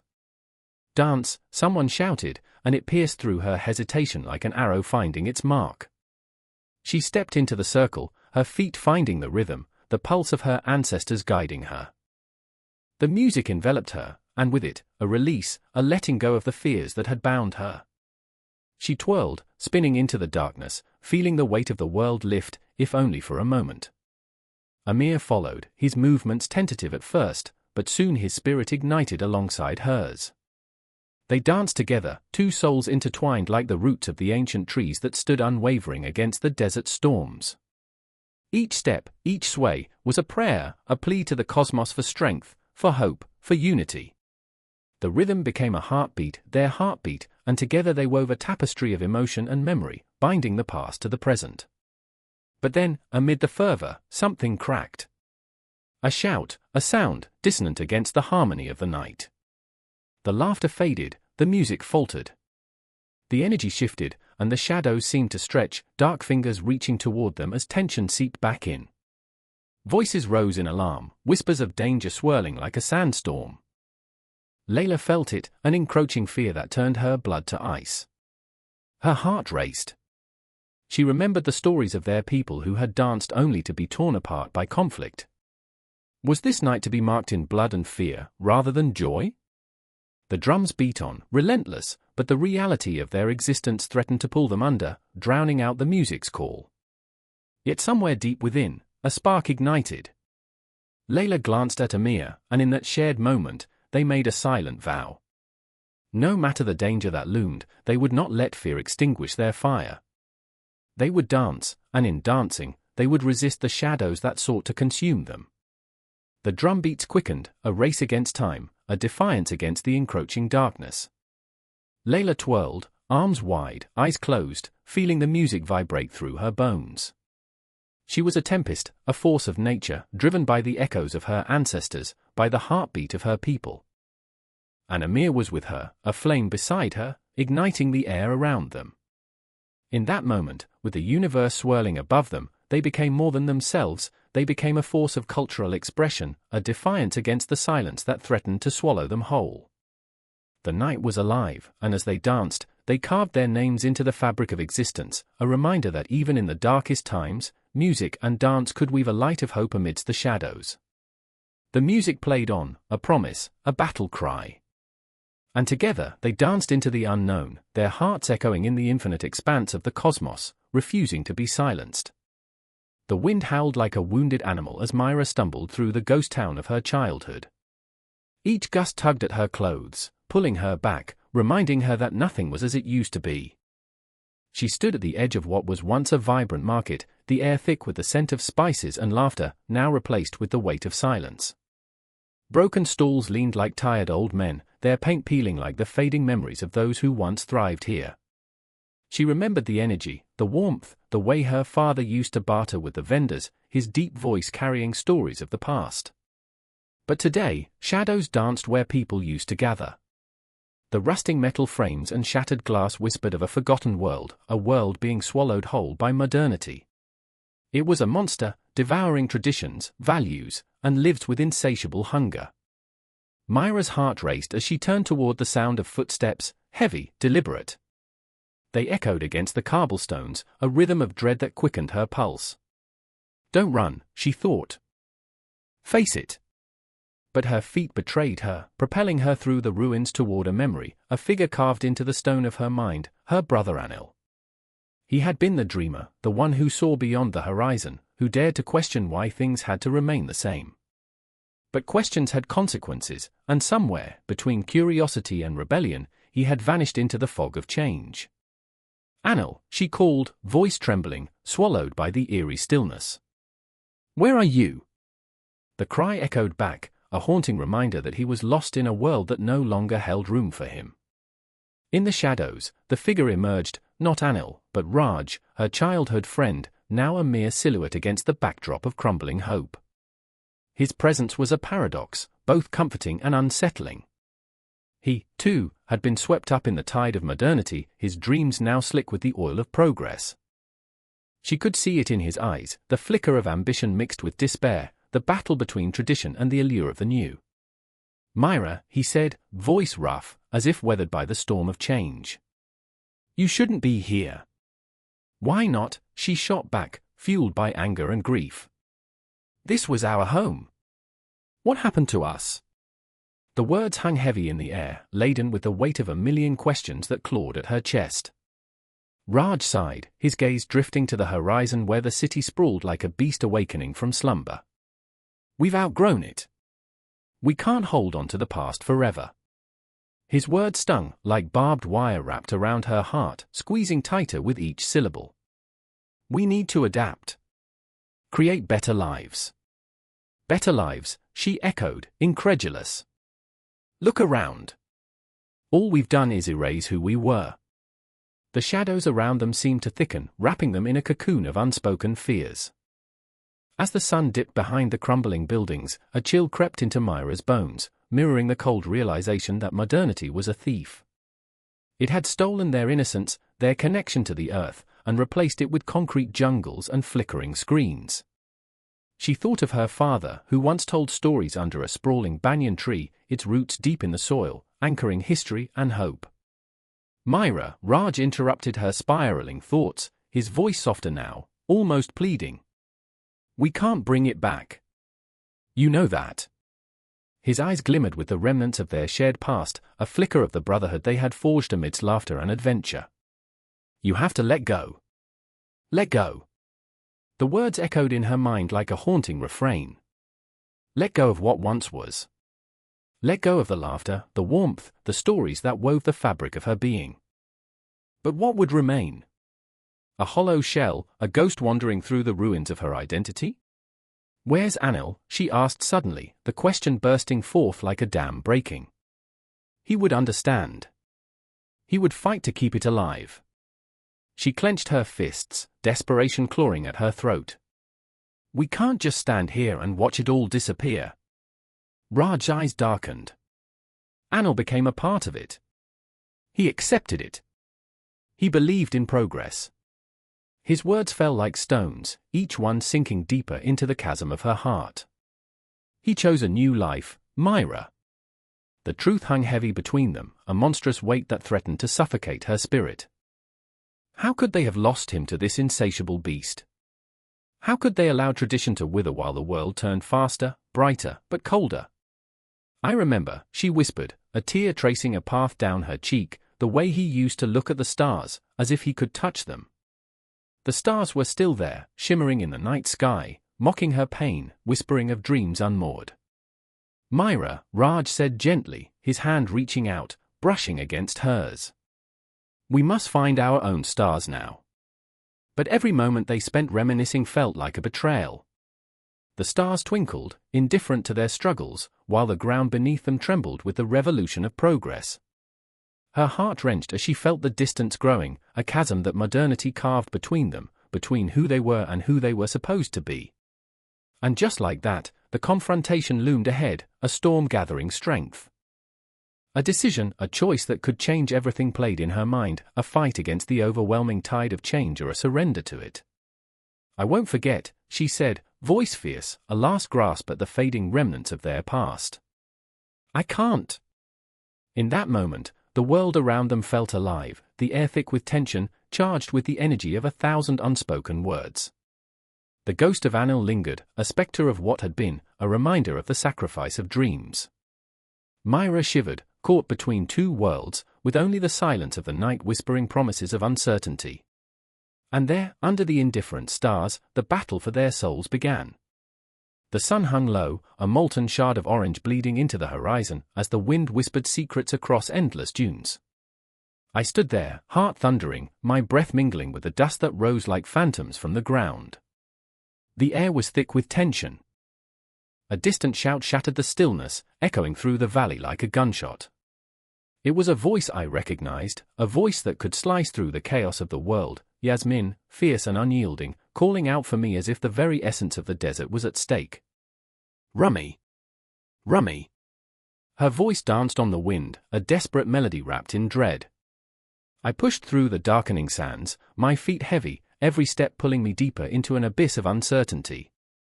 Shadows loomed like specters, twisting and curling around the edges of my vision, a reminder of the ghosts that haunted this land, of tribes torn apart by borders, by decisions made far away from the grit and bite of reality. I found her standing, defiant against the backdrop of the setting sun, face flushed with anger and determination. They have crossed the border, she snapped, eyes ablaze. They think we are invisible, just shadows in the background of their maps. Her fingers trembled, clenching and unclenching, as if they were trying to grasp the very essence of what was slipping through our fingers. They don't see us, I said, voice barely above a whisper. I could feel the weight of history pressing in, the centuries of wandering, of belonging nowhere and everywhere at once. But we're not invisible. We're not just ghosts. The chill in the night air crept up my spine, a reminder that the darkness was more than just a lack of light, it was filled with the weight of unresolved conflicts. I thought of my father, his stories woven into the fabric of the stars. Borders are merely lines drawn by those who don't understand our plight, he used to say, his voice a lullaby and a warning. The very essence of my being echoed with that truth, even as I stood on the precipice of violence. Rummy, we can't let them take our land, Yasmin insisted, her voice rising. The elders are afraid, I interrupted, the words spilling out like blood from an open wound. They've seen too much. The past clawed at me, a relentless beast of memory. I remembered my grandfather, digging his heels into the sands, refusing to yield, as they took everything from him. The border was a scar upon the earth and upon us. But we can't let fear decide our fate, she cried, and I felt the urgency of her spirit, wild and uncontained, like the wind that roared over the dunes. We fight for our future. Somewhere deep inside, I felt the flicker of hope ignite, but it was a fragile flame, struggling against the darkness that threatened to snuff it out. I looked into her eyes, and saw reflected my own torment, a longing to belong, to claim a space where the ghosts could finally rest. The battle within me raged like the very storm that brewed on the horizon, fierce and unpredictable. What if we could change their minds? I suggested, my voice wavering like a candle in the wind. What if we showed them who we are? Yasmin's face softened, just for a moment, and I remembered the days when we laughed under the stars, dreaming of a world where the borders disappeared, replaced by friendship. But those days felt like grains of sand slipping through an hourglass, disappearing with every breath. You think they care, she scoffed, but the flicker of hope ignited her spirit too, if only for a heartbeat. The shadows lengthened, creeping closer as the light vanished. I could almost hear the heartbeat of the land, the pulse of generations coursing through the very ground we stood on. The air crackled with anticipation, electric. "We need to gather the others," I said, a tremor in my chest. "We can't stand alone. We have to unite." But as the words fell from my lips, a distant rumble echoed across the valley, a truck, engines roaring like beasts, their headlights piercing the darkness. The Border Patrol's presence was undeniable, and the fear darted through the atmosphere, thick and suffocating. They didn't come to listen, they came to enforce their lines, to remind us of our insignificance. "Rummy!" Yasmin's voice sliced through the air, sharp with urgency. "We have to hide. No time for plans, no time for dreams." We turned, hearts pounding, weaving through the labyrinth of shadows and sand. I felt the frenzied rhythm of nature echo in my veins, an ancient song that drove us forward.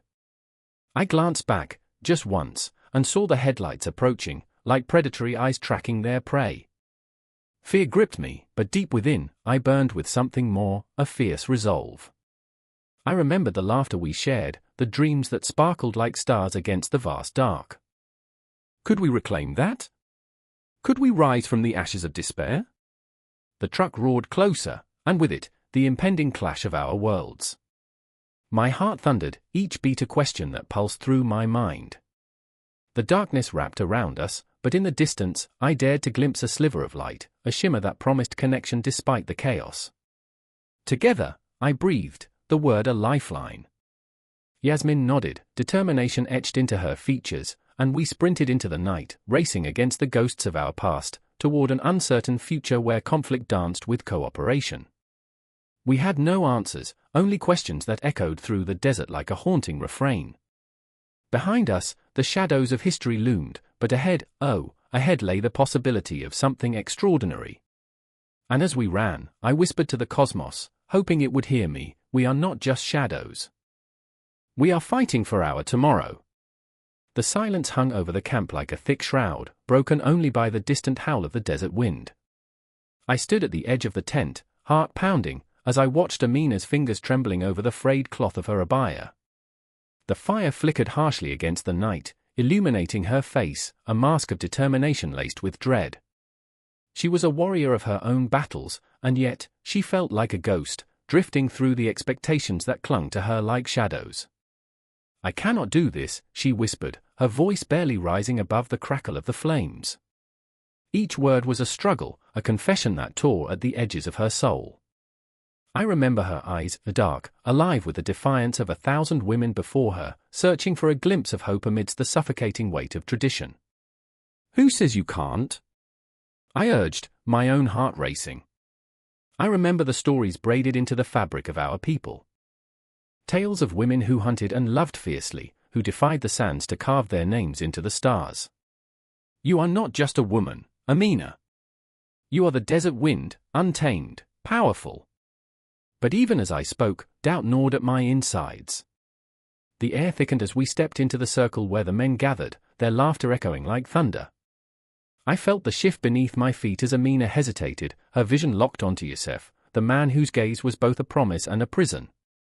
He was the sun to her moon, the heat that ignited her spirit, yet he stood encased in the icy armor of tradition, blissfully unaware of the tempest brewing in her heart. I remember the way he looked at her, a mixture of admiration and ownership. "Amina," he called, his voice a smooth river trickling through the arid landscape of her resolve. "Join us. You belong here." Each syllable felt like a chain, binding her to expectations embroidered into the very fabric of our society. "I belong to myself," she breathed, the fire within her igniting. With every heartbeat, she stepped closer to that precipice. Would she leap or would she fall back into the safety of conformity? Her breath hitched, and for a moment, the world around us faded, only the crackle of the fire remained, relentless and unyielding. Then there was Fatima, the elder, sitting in the shadows with a wisdom that seemed to stretch beyond the stars. I remember her voice, gravelly yet soothing, weaving through the tension like a gentle breeze. "You must take your place, Amina," she said, her eyes glinting with unspoken stories. "But remember, every place comes with a price." In that moment, I felt the world shift, the weight of generations pressing down on us. Fatima was a living testament to the chains and the triumphs of our lineage. Yet here she was, urging Amina toward a choice that could unravel everything. "What if I choose wrong?" Amina's whisper cracked like glass, fragile and aching. "Wrong?" Fatima scoffed, her laughter like shards of wind against the stark night. "What is wrong, child? The world will tell you what to do, how to live, how to be. But your heart? Your heart will sing its own tune, and you must listen." The air grew thick, the tension spiraling to a breaking point. I wanted to scream, to shake Amina awake from this trance that held her captive. The desert wind whipped around us, carrying with it the voices of ancestors long gone. I felt their presence, their struggles, their joys, their heartbreak. They too had stood at crossroads, faced the specters of choice. And then, the confrontation, a moment that hung like a pendulum, teetering on the brink of chaos. Yusef stepped closer, the determination in his eyes unwavering. "You are meant to follow, Amina. To nurture, to support," he said, the weight of tradition heavy in his voice. "What more could you desire?" The words cut deep, slashing at the fragile threads of her dreams. "Desire," she exploded, her voice raw with emotion. "I desire to breathe, to be more than an echo of your expectations. I want to run with the winds, to feel the sands beneath my feet, to claim my story." A silence followed, a thick tension that coiled around us like a serpent. The men fell still, their laughter swallowed by the enormity of her words. I could see it in their eyes, a flicker of fear mixed with confusion. Amina stood tall, her spirit igniting the air between us like a beacon. But the battle was far from over. In that moment, I saw the cracks in Yusef's facade, the fear of losing her, the fear of change. It was a mirror to what lay within Amina. The struggle between love and loyalty, between dreams and the all-consuming weight of tradition.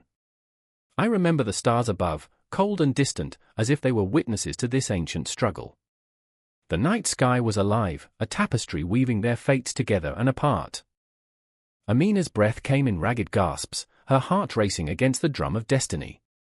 "This is not just about you or me," she said, her voice resolute, though trembling with the gravity of her choice. "This is about every woman who has ever been silenced, every dream buried beneath the sands. I will not be their ghost." As she declared her truth, I felt a shift in the air, a crackle of energy that promised both freedom and sacrifice. The weight of the past pressed against us, but here, in this moment, something new was being born, a flicker of hope, a whisper of change. Amina's words echoed under the vast desert sky, resounding through the hearts of those who dared to listen. She was fire, a force of nature that could not be contained. And as I witnessed her transformation, as she stepped into her power, I knew the night was far from over. The confrontation was just beginning, the echoes of her defiance lingering like the scent of spices on the wind, a promise of storms yet to come. In that cacophony of voices and dreams, the air thick with unspoken fears, I held my breath, feeling the weight of her choices intertwining with my own. For in the realm of gender dynamics, the struggle was never singular, it was a tapestry, woven from the desires, the heartbreaks, and the triumphs of all women, an endless cycle that had no beginning and no end, only the ever-shifting sands of change. The sun hung low, a blood-orange ball dipping into the horizon, casting long, jagged shadows across the sand like the last breaths of a dying dream. I stood there, heart thrumming, as the air crackled with tension, the kind that wraps around your throat and squeezes until you can scarcely breathe. There was Bilal, his hands trembling as he cradled a piece of wool, the fibers coarse yet whispering secrets of the past. It was his lifeline, the last reminder of a time when trade meant something, when craftsmanship wasn't just a means to survive but a legacy, a heartbeat that pulsed through generations. I remember when my hands were steady, he murmured, rage and sadness mingling like storm clouds ready to burst. Now they betray me. He tossed the wool aside, and it landed with a soft thud, the sound echoing against the vast emptiness. We both felt it, the weight of lost dreams. This was no ordinary evening, it was the eve of the festival, a night meant for celebration, but all that lingered was despair. The Bedouin crafts that once colored our world were fading, slipping like grains of sand through fingers grasping for a past that was too fragile to hold. Across the market, the dim glow of lanterns flickered. It cast ghastly shadows across the faces of the artisans, haunting reminders of their desperation. Fatima, standing near a pile of intricately woven rugs, her eyes wells of sorrow, gazed hopelessly at the crowd. She had poured her soul into each thread, each knot a prayer, yet no one seemed to notice, lost in the glimmer of cheap imitations that flooded the stalls. "They don't understand," she whispered, her voice breaking like brittle glass. "This isn't just craft, it's history, it's love." I wanted to scream, to shake the very foundations of this marketplace, to demand the world remember these hands that had fought against time, against the slow erosion of culture for the sake of profit. But my voice caught in my throat, stuck somewhere between anger and helplessness. I watched as Bilal's gaze drifted toward the horizon, where the sands met the sky in an endless embrace, as if the universe itself was both a canvas and an oblivion. "Do you remember your first rug?" he asked, suddenly grinning, though the smile didn't reach his eyes. "The way you knotted the threads with such fervor, as if each design could tell stories, even secrets." Fatima laughed, a sound that cracked through the tension like a gunshot. "Secrets? More like disasters. I almost burned down my mother's tent." But the laughter felt fragile, like glass paperweights on a rickety table, ready to shatter at the slightest jolt. The shadows around us gathered, thickening, until they almost swallowed our memories whole. I could see it, the ghosts of our ancestors, watching with hollow eyes, waiting for us to reclaim what was theirs. The past was alive in these crafts, it whispered through every stitch, every curve, every dye that soaked into the fabric like blood soaking into earth. Then, the chaos erupted. A rumble in the distance, a cloud of dust rising, men on horses, their silhouettes sharp against the twilight. They were the merchants from the city, faces masked by greed, their eyes glinting with the promise of quick profit. They swept into the market like a storm, and I felt the tension spike, thick and electric. "Not again," Bilal muttered, fists clenched, the wool forgotten at his feet. Fatima stepped forward, eyes blazing with defiance. "They can't take this from us," she declared, her voice fierce like a summer gale. "Not without a fight." But underneath her bravado, there was fear of losing not just the goods, but something far more precious. I saw it flickering in her eyes, the haunting specter of everything she had poured into her craft. Every knot was a piece of her heart, and the thought of it all being discarded, replaced by soulless replicas, felt like a blade slicing through her spirit. The merchants laughed, their voices grating against the air, mocking our efforts, belittling our existence. "Why would anyone want your wares when they can buy better for less?" one shouted, and the words landed like heavy stones, each syllable ricocheting against our hearts. "Because," I shouted, my own voice surprising me, "because it's not just about trade. It's about connection, about heritage and sweat and blood and tears." The realization hit me like a slap. This wasn't merely about rugs or wool, it was about identity, a thread woven through time, tangled in the fabric of our ancestors, our stories. I remembered my own mother's hands, calloused yet tender, the way she taught me to weave not just yarn but hope into every piece, her laughter echoing against the walls of our tent, a melody that still haunted me. But the merchants didn't care for tales. They huddled together, eyes narrowing, plotting their next move. "You'll see," one sneered, "we'll make sure your crafts are forgotten." And that was the moment everything shifted, the air thickening with dread, the night darkening as if the stars themselves had blinked out in despair. A choice loomed before us, heavy and suffocating: stand and fight for the lifeblood of our culture or cower in silence, allowing history to erase us. Our hands trembled, not just from fear but from resolve. Bilal stepped forward, shoulders squared, anger illuminating his face like a candle against the dark. "I will not let this be the end. If they wish to destroy us, let them try." Fatima's gaze met mine, full of fire and determination. I felt it, an electric pulse, a shared heartbeat resonating between us, binding us together against the encroaching tide of oblivion. "For every thread that is cut, we will weave 10 more, she declared, voice unwavering. And in that moment, I understood, the fight wasn't just for survival, it was for our souls, for the essence of who we were. The market buzzed with the energy of our resolve, a force that transcended the moment, echoing through the ages. As the merchants advanced, I felt the weight of generations behind us, their dreams suspended in the air like the stars we had lost. Each step toward that confrontation was a step toward reclaiming not just our craft, but the very heart of our identity, and I realized, with every heartbeat, that this was where our story truly began. The air crackled with tension, a pulsating heartbeat in the silence of the night. Moonlight dripped through the trees like ink, darkening the earth beneath our feet. I remember the shiver that danced down my spine, a warning, a promise. Shadows moved, fluttering whispers of something larger than us, something waiting. I was lost in the moment, teetering on the edge of dread and exhilaration, wrapped in the scent of damp earth and the metallic tang of fear. "You hear that?" Elias's voice cut through the stillness, low and urgent. His dark eyes, pools of worry and resolve, searched the darkness. He was a trader, a man whose heart had been stitched together with threads of hope and desperation. I could see it in the way he fidgeted with the leather pouch at his side, the weight of his dreams, gold coins, silk, spices, almost crushing him. "I hear nothing," I whispered back, though my heart screamed otherwise. The truth lay thick in the air, heavy like a promise unkept. I was but a shadow of myself, a historian whose obsession with the past had chained me to an uncertain future. I could feel it, the fears of my own making. What was I doing here? I remembered libraries and parchment, the scent of aging pages, far removed from this ominous night. And then there was Myra, fierce and wild, a woman who danced to a different rhythm. She was a traveler, not just of lands but of souls, chasing the horizon like a flame flickering against the dark. Her laughter rang like bells, but tonight, it felt brittle, shattering against the weight of the night. I caught a glimpse of her face, pale as moonlight, shadows etched under her eyes. The thrill of the unknown had worn on her, each adventure a reminder of all she had lost. "I swear I heard something," she insisted, her voice cracking as her fingers clenched around her dagger. It was a simple blade, but to her, it held the power of the universe. "Perhaps it's just the wind," I offered, trying to soothe the rising tide of panic that clawed at my throat. But I saw her pulse quicken, felt the energy shift, the air thickening as if the very shadows were listening.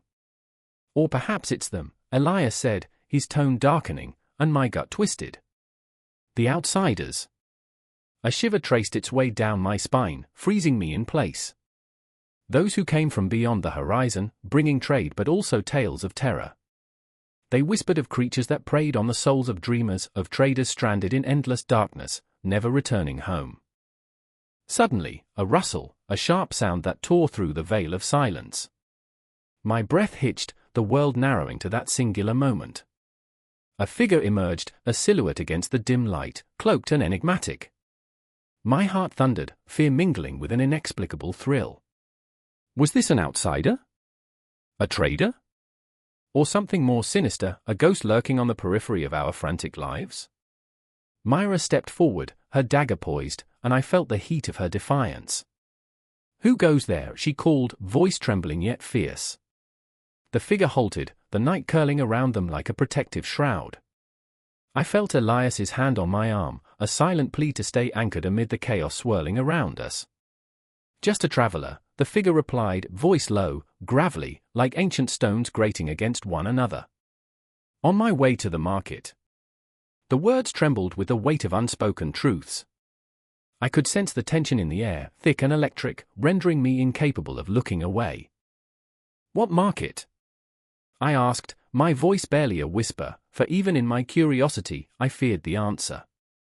The figure hesitated, the shadows dancing around them, alive with secrets. "The kind where dreams are traded," they finally said, a hint of a smile lurking beneath the hood. I shivered, the implication spinning in my mind like a dark carousel. Myra took a step back, her knife trembling in her grip. "What do you mean by dreams?" Her voice cracked, revealing the fracture beneath her bravado. The traveler chuckled, a sound that echoed like a bell tolling in the night. "Dreams can be traded for something far more valuable than gold." The words hung heavy in the air, dripping with meaning, as if the night itself had conspired to keep us captive. "What do you want from us?" Elias demanded, a futile attempt to mask the quiver in his tone. I could see the fear behind his bravado, recognize the desperation clawing at his heart. We were all here, tethered to dreams of riches and adventure, yet standing at the precipice of something far darker. Merely an exchange, the figure said, taking a step closer, a movement that felt predatory, primal. What you desire, what you fear. It's all a transaction. The night pulsed around us, shadows weaving together stories untold, and I felt the weight of my own desires crashing against the shoreline of reality. And suddenly, memories flooded through me, uninvited but relentless. I remembered the faces of those I had lost, the laughter that had echoed in the halls of my past, now silenced by time. I remembered the dreams that had slipped through my fingers, replaced by a haunting void. What would I trade to reclaim them? I felt the urgency rising within me, an ache so profound it threatened to tear me apart. Myra's eyes shimmered with a wild light, and in that moment, I feared for her. She was ready to barter, to gamble everything on a chance. What do you want? She demanded, her voice trembling yet fierce, the dagger now a desperate extension of her will. The traveler smiled, a smile that hinted at the mysteries of the cosmos, the vastness of dreams and shadows. Just a taste of your truth. What haunts you in the dead of night? A memory you wish to forget? A love you lost? A revenge you seek? Each question hit like a drumbeat, echoing in the hollow chambers of my heart.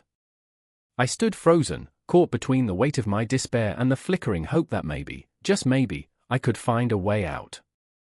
The air thickened, thick enough to choke on the unspoken words, the fears that bound us together in this moment. And then, with a breath that trembled, the traveler stepped back, merging into the darkness, leaving us standing on the edge of a precipice, hearts pounding in unison, teetering between the promises of the night and the haunting truths of the dawn. The air hung thick with the scent of burnt sage and desperation, curling in the corners of the dimly lit room, wrapping around the shadows like a shroud. A heavy silence, filled only by the raspy breaths of Lila and the rhythmic tapping of the old woman's fingers against the gnarled wooden table, weighed down with years of secrets. Each tap, the heartbeat of the past, echoed in Lila's chest, where anxiety churned like a storm, threatening to break free at any moment. Outside, the world spun unaware, but in here, time twisted and throbbed, alive with unsaid words and unshed tears. I remember, Lila whispered, her voice quaking, the first time I saw you. The memory clawed at her throat. A child, wide-eyed, lurking in the shadow of her mother's apron, watching the healer perform a ritual that seemed to reach through the veil of the living and the lost.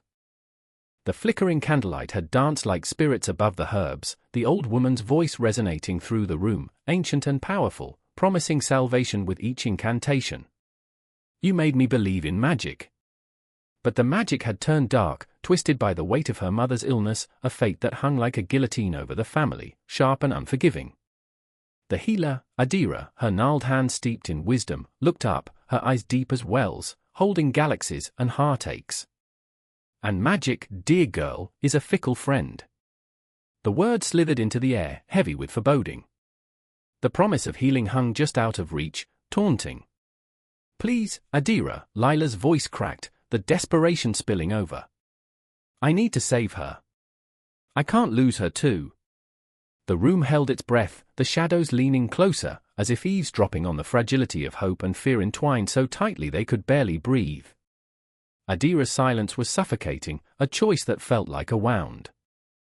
In that moment, Lila felt the years rush back, her mother, vibrant and laughing, the two of them dancing in the kitchen, flour dusting their hair like fairy dust. But now, the laughter had turned to hushed whispers, the kitchen a tomb filled with memories that echoed like ghosts. You can't fight the trees growing in your mother's soul, Adira warned, her voice a low rumble, like distant thunder threatening rain. They are rooted deep. I remember, Lila chanted softly, as if trying to summon the spirits of those memories to shield her heart from the encroaching darkness. For each tender memory, a new layer of pain unfurled, revealing the stark reality, her mother lay frail, a shadow of herself, trapped in a body that was no longer hers. Time moved forward, merciless, while Lila felt as if she was caught in the undertow, drowning in despair. Across the room, the shadows shifted, revealing Malachi, Lila's older brother. His presence was like a tempest, a storm brewing beneath the surface, held back by thin layers of resolve. He stood, arms crossed, the muscles in his jaw clenched tight, a man caught between loyalty and a gnawing doubt that ate at him from the inside. You're wasting your time, Lila, he spat, the bitterness lacing his words like poison. Adira can't save her? This is nonsense. You're chasing ghosts.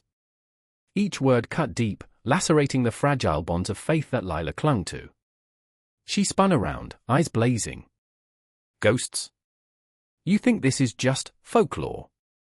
Her voice trembled with rage and desperation, every syllable a battle cry against the encroaching shadows. This is our last chance. Our mother deserves to be fought for. Malachi stepped forward, the shadows stretching and shrinking around him like a pulse. And what if all this magic, this so-called healing, is just smoke and mirrors? What if it leads to more pain? The weight of his words hung heavy, a stark reminder of reality, a grim spectre hovering between them. The silence that followed was thick, sticky. Adira watched the siblings, her expression unreadable, a tapestry of sorrow and wisdom woven into her weathered face. Every healing comes at a price, she said at last, the rasp of her voice like sandpaper against Lila's heart. You must decide if you're willing to pay it. Lila's heart thundered against her ribs like a caged bird, trapped and frantic. I'd pay any price. Just tell me what to do. The fire in her eyes flickered, fueled by fear but tempered by a fierce love that was both her strength and her bane. She felt every heartbeat echo through her, a drumroll for the fight to come. And then, in the dim light, the stories began to swirl. Adira's hands moved gracefully, drawing signs in the air, each gesture a thread woven into the fabric of fate, binding past, present, and future. You must gather the herbs of the earth, the roots of the ancient trees. You must sacrifice something precious, something that carries the weight of your love. I remember when you told me that love is the strongest medicine, Lila murmured, the memories crashing over her like waves. But what if love isn't enough? The question hung in the air, raw and unrelenting. The answer skittered just out of reach, a whisper that teased her mind. Malachi's arms unfurled slightly, the tension in his body wavering, but his resolve remained firm like an anchor. Lila, be careful. You might ignite something we can't control. The shadows cast by his figure grew long, swallowing the flickering light, and the dimness felt like a warning. I have to try, she whispered, determination hardening her resolve like steel. The clock on the wall ticked, marking the moments of her life that slipped away.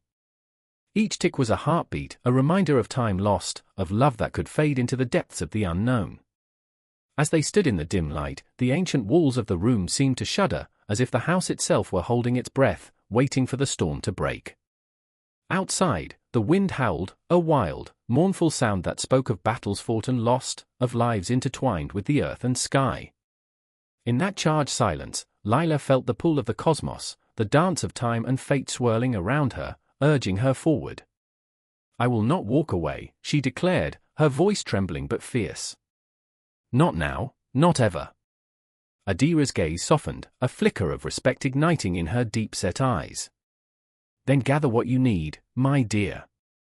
The night is long, but the dawn will come. And in that moment, as the shadows whispered and the wind wailed, Lila felt an electric surge of possibility rushing through her veins. The decision was made, a path forged in love and desperation, a dance with the unknown. She would step into the darkness, armed with nothing but hope and the fragile, fierce heartbeat of her mother's love echoing through her. Heartbeats racing, they moved as one, the urgency of action pulling them deeper into the night, into the rituals of the ancients, where traditional healing whispered old secrets that could either save or swallow them whole. The air crackled with tension, the promise of healing blending with the ghosts of the past, entwining their fates in a tapestry of fear and hope. And as Lila took that first step into the unknown, she knew, no matter the cost, she would fight until her last breath for love, for life, for a mother who had given her the world and now lay waiting, a fragile thread tied to the very edge of existence. The air crackles with an electric tension, thick and suffocating, as if the world is holding its breath. The sky overhead is an angry bruise, deep purples and blacks swirling ominously, a warning of the storm to come. I stand at the edge of the crumbling pier, the old wood creaking underfoot, the salt water lapping against the decaying beams, a heartbeat echoing in the silence. I remember when this dock was vibrant, filled with laughter, the sun kissing the waves like an old friend. Now, it feels haunted, a relic of a time when hope floated on the surface, bright and buoyant. Beside me, Maya trembles, her fingers white-knuckled around the railing. She's a fierce spirit trapped in a world that seems intent on extinguishing her fire. I can see the fear flickering in her eyes, fear for the earth, for her children, for the life she fought so hard to build. It shouldn't be like this, she whispers, her voice barely breaking the ominous hush. It shouldn't. And with that, I feel the weight of her despair settling upon my shoulders, heavy like the saturated clouds above, promising a deluge. Suddenly, a bolt of lightning cleaves the sky, illuminating the twisted branches of a nearby tree.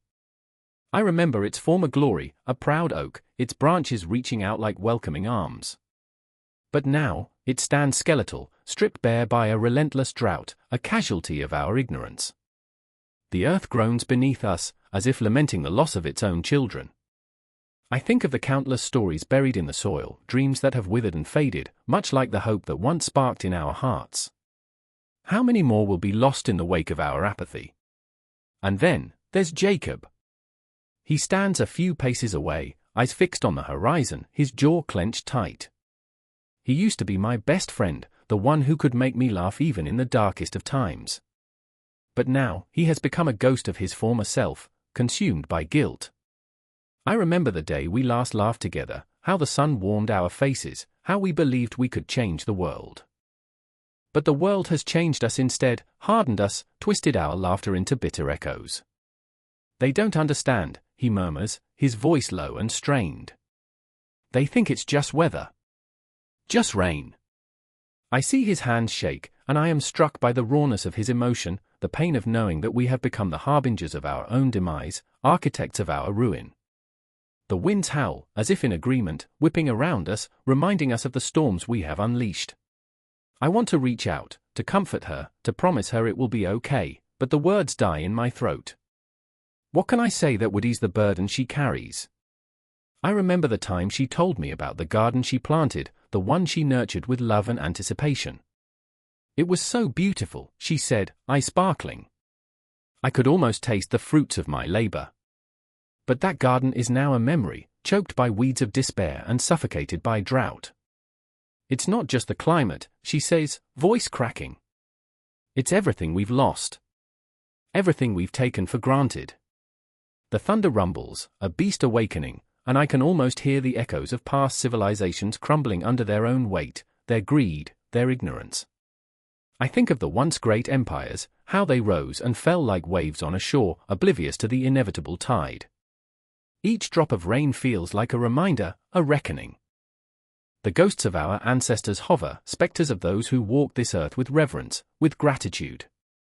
I feel their presence like a chill running down my spine. Look! Jacob shouts, pointing into the churning waters. My heart races as I follow his gaze. The sea, once a friend and now a foe, is rising, angry and tumultuous, reclaiming what we thought was ours. The tide swells as if responding to our grief, our anger, our helplessness. It's coming for us, he says, fear etched into every line of his face. I turn to Maya, and in that moment, I see not just my friend, but a warrior, a mother, a protector. We can't let it take us, I whisper, the words are barely audible over the storm. We have to fight. But fight what? The shadows that loom larger than life, or the giants of our own making. The storm rages on, the world blurring into a cacophony of sound and fury. I cannot tell where the rain ends and the ocean begins, perhaps it doesn't matter anymore. Each wave crashing against the pier feels like a heartbeat, a reminder of the life that still fights to survive beneath the surface. We huddle together, seeking comfort in our shared fear, in our shared resolve, our lives intertwined like the roots of that great oak. And then, just as suddenly as the storm began, it eases, the rain becoming a gentle patter, a whisper, a lullaby for the weary. But the weight of what lies ahead hangs heavily in the air. The calm feels deceptive, like the eye of a storm, and I know this battle is far from over. I remember, how could I forget? Each choice we made, each moment we let slip by, the comforts we clung to while the earth cried out in pain. I remember the faces of those who ignored the signs, who turned away from the truth. I remember the dreams we thought were safe, now swirling in the currents of uncertainty. As the clouds begin to part, the world breathes in the aftermath, and I feel the lingering tension, the pulse of something greater than ourselves. The storm may have passed, but the scars remain. We stand, suspended between what was and what could be, grappling with the weight of our existence. And in this moment, this fragile, fleeting moment, I feel a flicker of something, a spark. It is hope entwined with fear, a fragile thread of resilience that binds us together. We are not just survivors, we are the guardians of a future, however uncertain. The world may change around us, but our hearts beat fiercely with the promise to fight, to protect, to remember. And as the sun breaks through the clouds, casting a golden light over the remnants of our struggle, I know this is not the end. It is merely another beginning, another clash against the shadows that threaten to engulf us. We will stand together, against the tide of despair, against the forces that seek to silence us. We will rise, again and again, as long as we have breath left in our bodies. The clock strikes 10, and the air crackles with a tension that sends a shiver down my spine. A figure stands at the edge of a crumbling terrace, silhouetted against the bruised sky, fists clenched, teeth gritted. I can see it, their heart, racing like a trapped animal. It's Marina, and she's fighting against time, against the ghosts of a heritage that slips through our fingers like sand. The ancient stones beneath her feet whisper stories, tales of sacrifice and glory, but tonight, they feel like the most beautiful curse. I remember my grandmother's voice, she says, her breath a fog in the chilly air. She used to say, every stone has a story, every story is a life. I can hear the tremor in her voice, the plea hidden between the lines. The very essence of her being is tied to this place, to the history it bears, and I feel the weight of every word echoing in my chest. There's a desperation in her, it's a heartbeat, a longing to preserve the past, to hold onto something real in a world that feels increasingly like a dream slipping away. Next to her stands Leo, rugged and restless, eyes darting between the shadows that stretch like grasping hands. He carries his own burden, a stark reality that gnaws at him. You can't save everything, Marina. You know it. Some things are meant to fade, like the ink on old parchment. His voice is rough, a gravelly reminder of the pragmatism that life demands. But beneath the surface, I see the flicker of doubt, the shame of a man who feels the pull of duty but questions the price. He's torn, caught between the allure of the past and the harshness of the present. The sky darkens, and it feels as if the universe holds its breath, waiting for a spark, a decision, something to break the stillness. I watch them, caught in their own worlds, and I can't help but think of the stories that linger in the corners of this ancient city. The laughter of children who played in these alleys, the lovers who carved their initials into the weathered stones. It should have been beautiful, but the shadows grow longer, suffocating the light, and with it, the hope of preservation. I remember, Marina whispers, her eyes glistening with unshed tears. The sound of my mother singing while she cooked, the aroma of spices wrapping around us like a warm blanket. Memories swirl around her like a tempest, vivid yet fragile. I can't let it go, Leo. I can't let them forget. The fierceness in her voice resonates, clawing at something deep within me, a longing for connection, for something eternal. But Leo, hardened by the world's harsh realities, shakes his head, a slow, mournful gesture. These ghosts, these memories, they're all we have left, but sometimes they haunt us. His words cut through the night like a knife, and I feel the darkness that surrounds them tighten its grip. They're echoes of a forgotten dream, brittle and barely held together by thin threads of hope. I can almost hear the ghosts whispering, taunting them with the weight of history and the inevitability of decay. As if summoned by their turmoil, the wind picks up, a mournful wail that dances through the crumbling city. The ancient walls seem to lean in, listening, absorbing the anguish that fills the air. I close my eyes and can almost see it, the past rising and falling like the tide. There's a beauty in it, a richness that pulses like a heartbeat, but it's buried beneath layers of neglect and desperation. Time is a thief, and it leaves nothing but shadows in its wake. Every moment we lose is a moment we can't reclaim, Marina cries, her voice breaking, shattering against the cold walls as if trying to wake them from a slumber. They will forget us. Our stories will fade, and all that will be left are whispers in the dark. The urgency in her plea sends a jolt through me, and I can see the fire in her eyes, a fierce determination that transcends fear and doubt. She's willing to fight for the stories that define us, to wrestle with the ghosts that cling to the past. But what can she do? What can any of us do? The realization creeps in, cold and haunting. This battle isn't just about saving bricks and mortar, it's about saving the very essence of what it means to be human. And the weight of that truth hangs heavy in the air, a tangible presence that presses down on us, suffocating yet liberating. In that moment, the city feels alive. The shadows pulse, the echoes of laughter bounce off the walls, and I can hear the heartbeat of history sing. But then, the silence returns, suffocating and oppressive, and I watch as Leo succumbs to his own demons, the ghosts of practicality dragging him into the abyss. "If I had my way, I'd burn it all down," he mutters, the darkness enveloping him, drawing him in like a moth to a flame.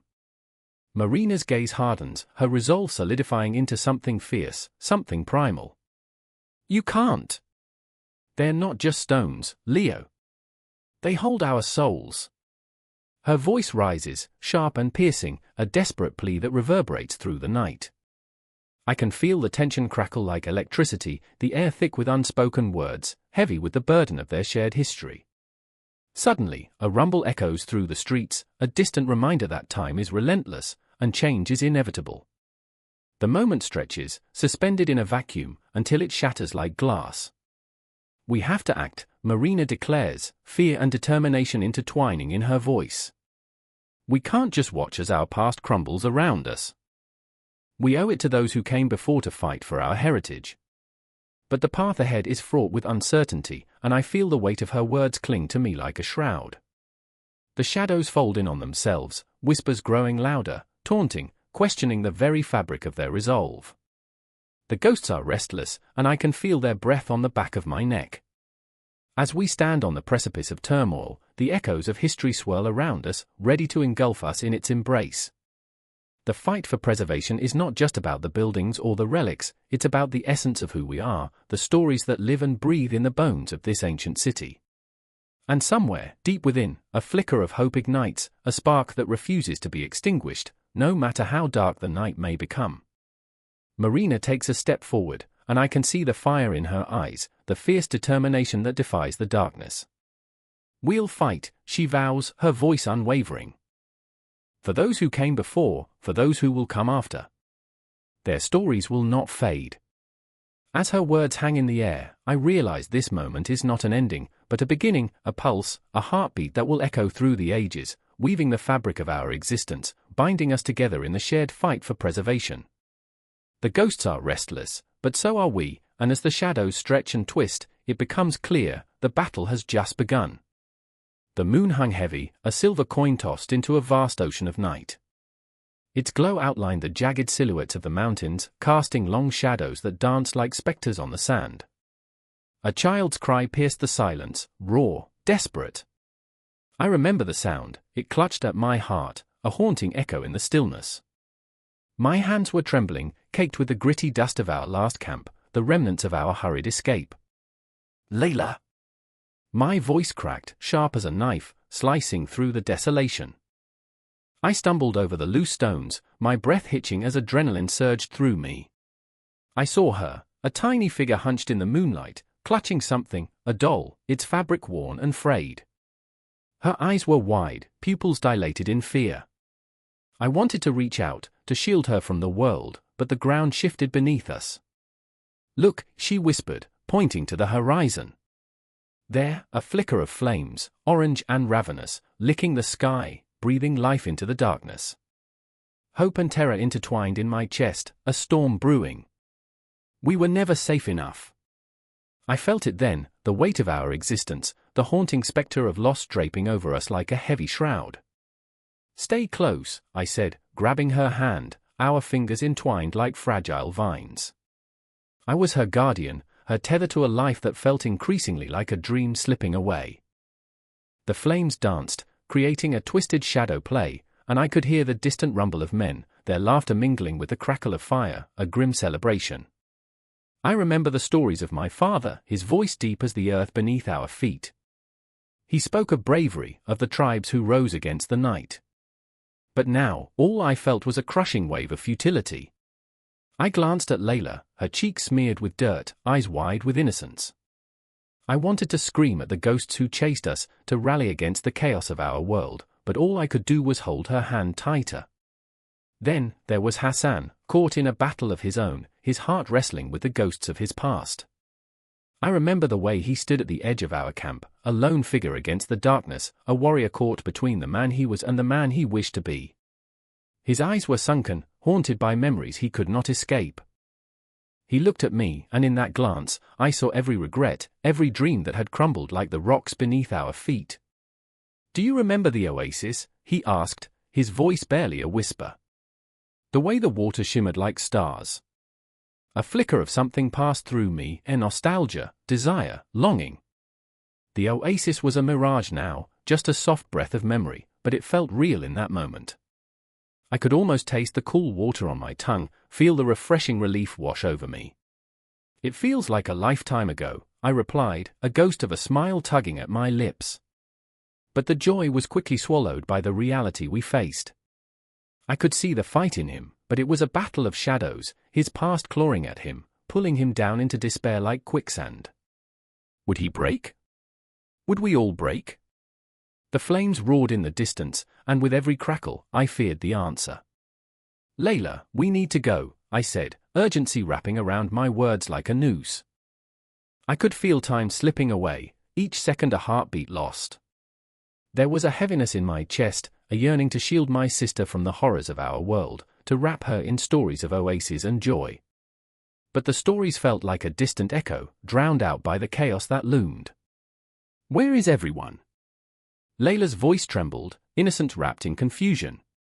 I wanted to shield her from the pain, to weave a tale of heroes and victories, but the truth was stark and cruel. "They're searching for us," I replied, forcing calm into my voice. "They'll find us." But as we moved through the dark, I could feel the shadows whispering, their breath cold against my skin. I could sense the weight of history pressing down on us, the wars fought, the lives lost, the dreams shattered. Hassan trailed behind us, each step a battle against the ghosts that lingered, memories clawing at his heels. "Do you remember the stories of the stars?" he called out, his voice breaking through the haze of my thoughts. "How they guide us, how they remind us we're not alone." I wanted to believe him, to find solace in the vastness of the cosmos, but the stars felt distant, cold, indifferent. I held Layla's hand tighter, feeling her warmth against the creeping chill. "We carry the stars with us, don't we?" I murmured, and she nodded, a flicker of understanding igniting in her gaze. Our journey transformed into a tapestry of whispered hopes, dreams woven through the fabric of our reality. Yet, fear lingered, a stubborn shadow. The ground trembled beneath our feet, a reminder that chaos was never far behind. I could hear the distant shouts, the laughter that turned into menacing roars. The world outside our small universe threatened to break in. We were standing on the edge of something monumental, a confrontation waiting to unfold. "Keep moving," I urged, my heart pounding in time with the chaos swelling around us. I saw the panic in Layla's eyes and the flicker of uncertainty in Hassan's face, and I felt the weight of our existence pressing down.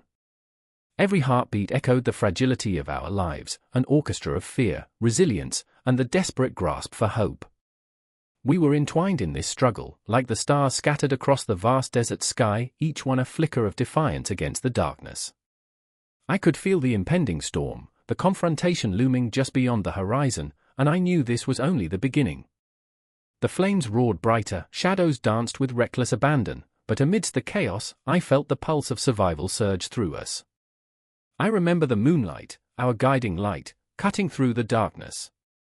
And as we stepped forward, hearts pounding, hands entwined, we embraced our resilience, the fire within us igniting, ready to face whatever lay ahead. The night was far from over, but neither was our fight.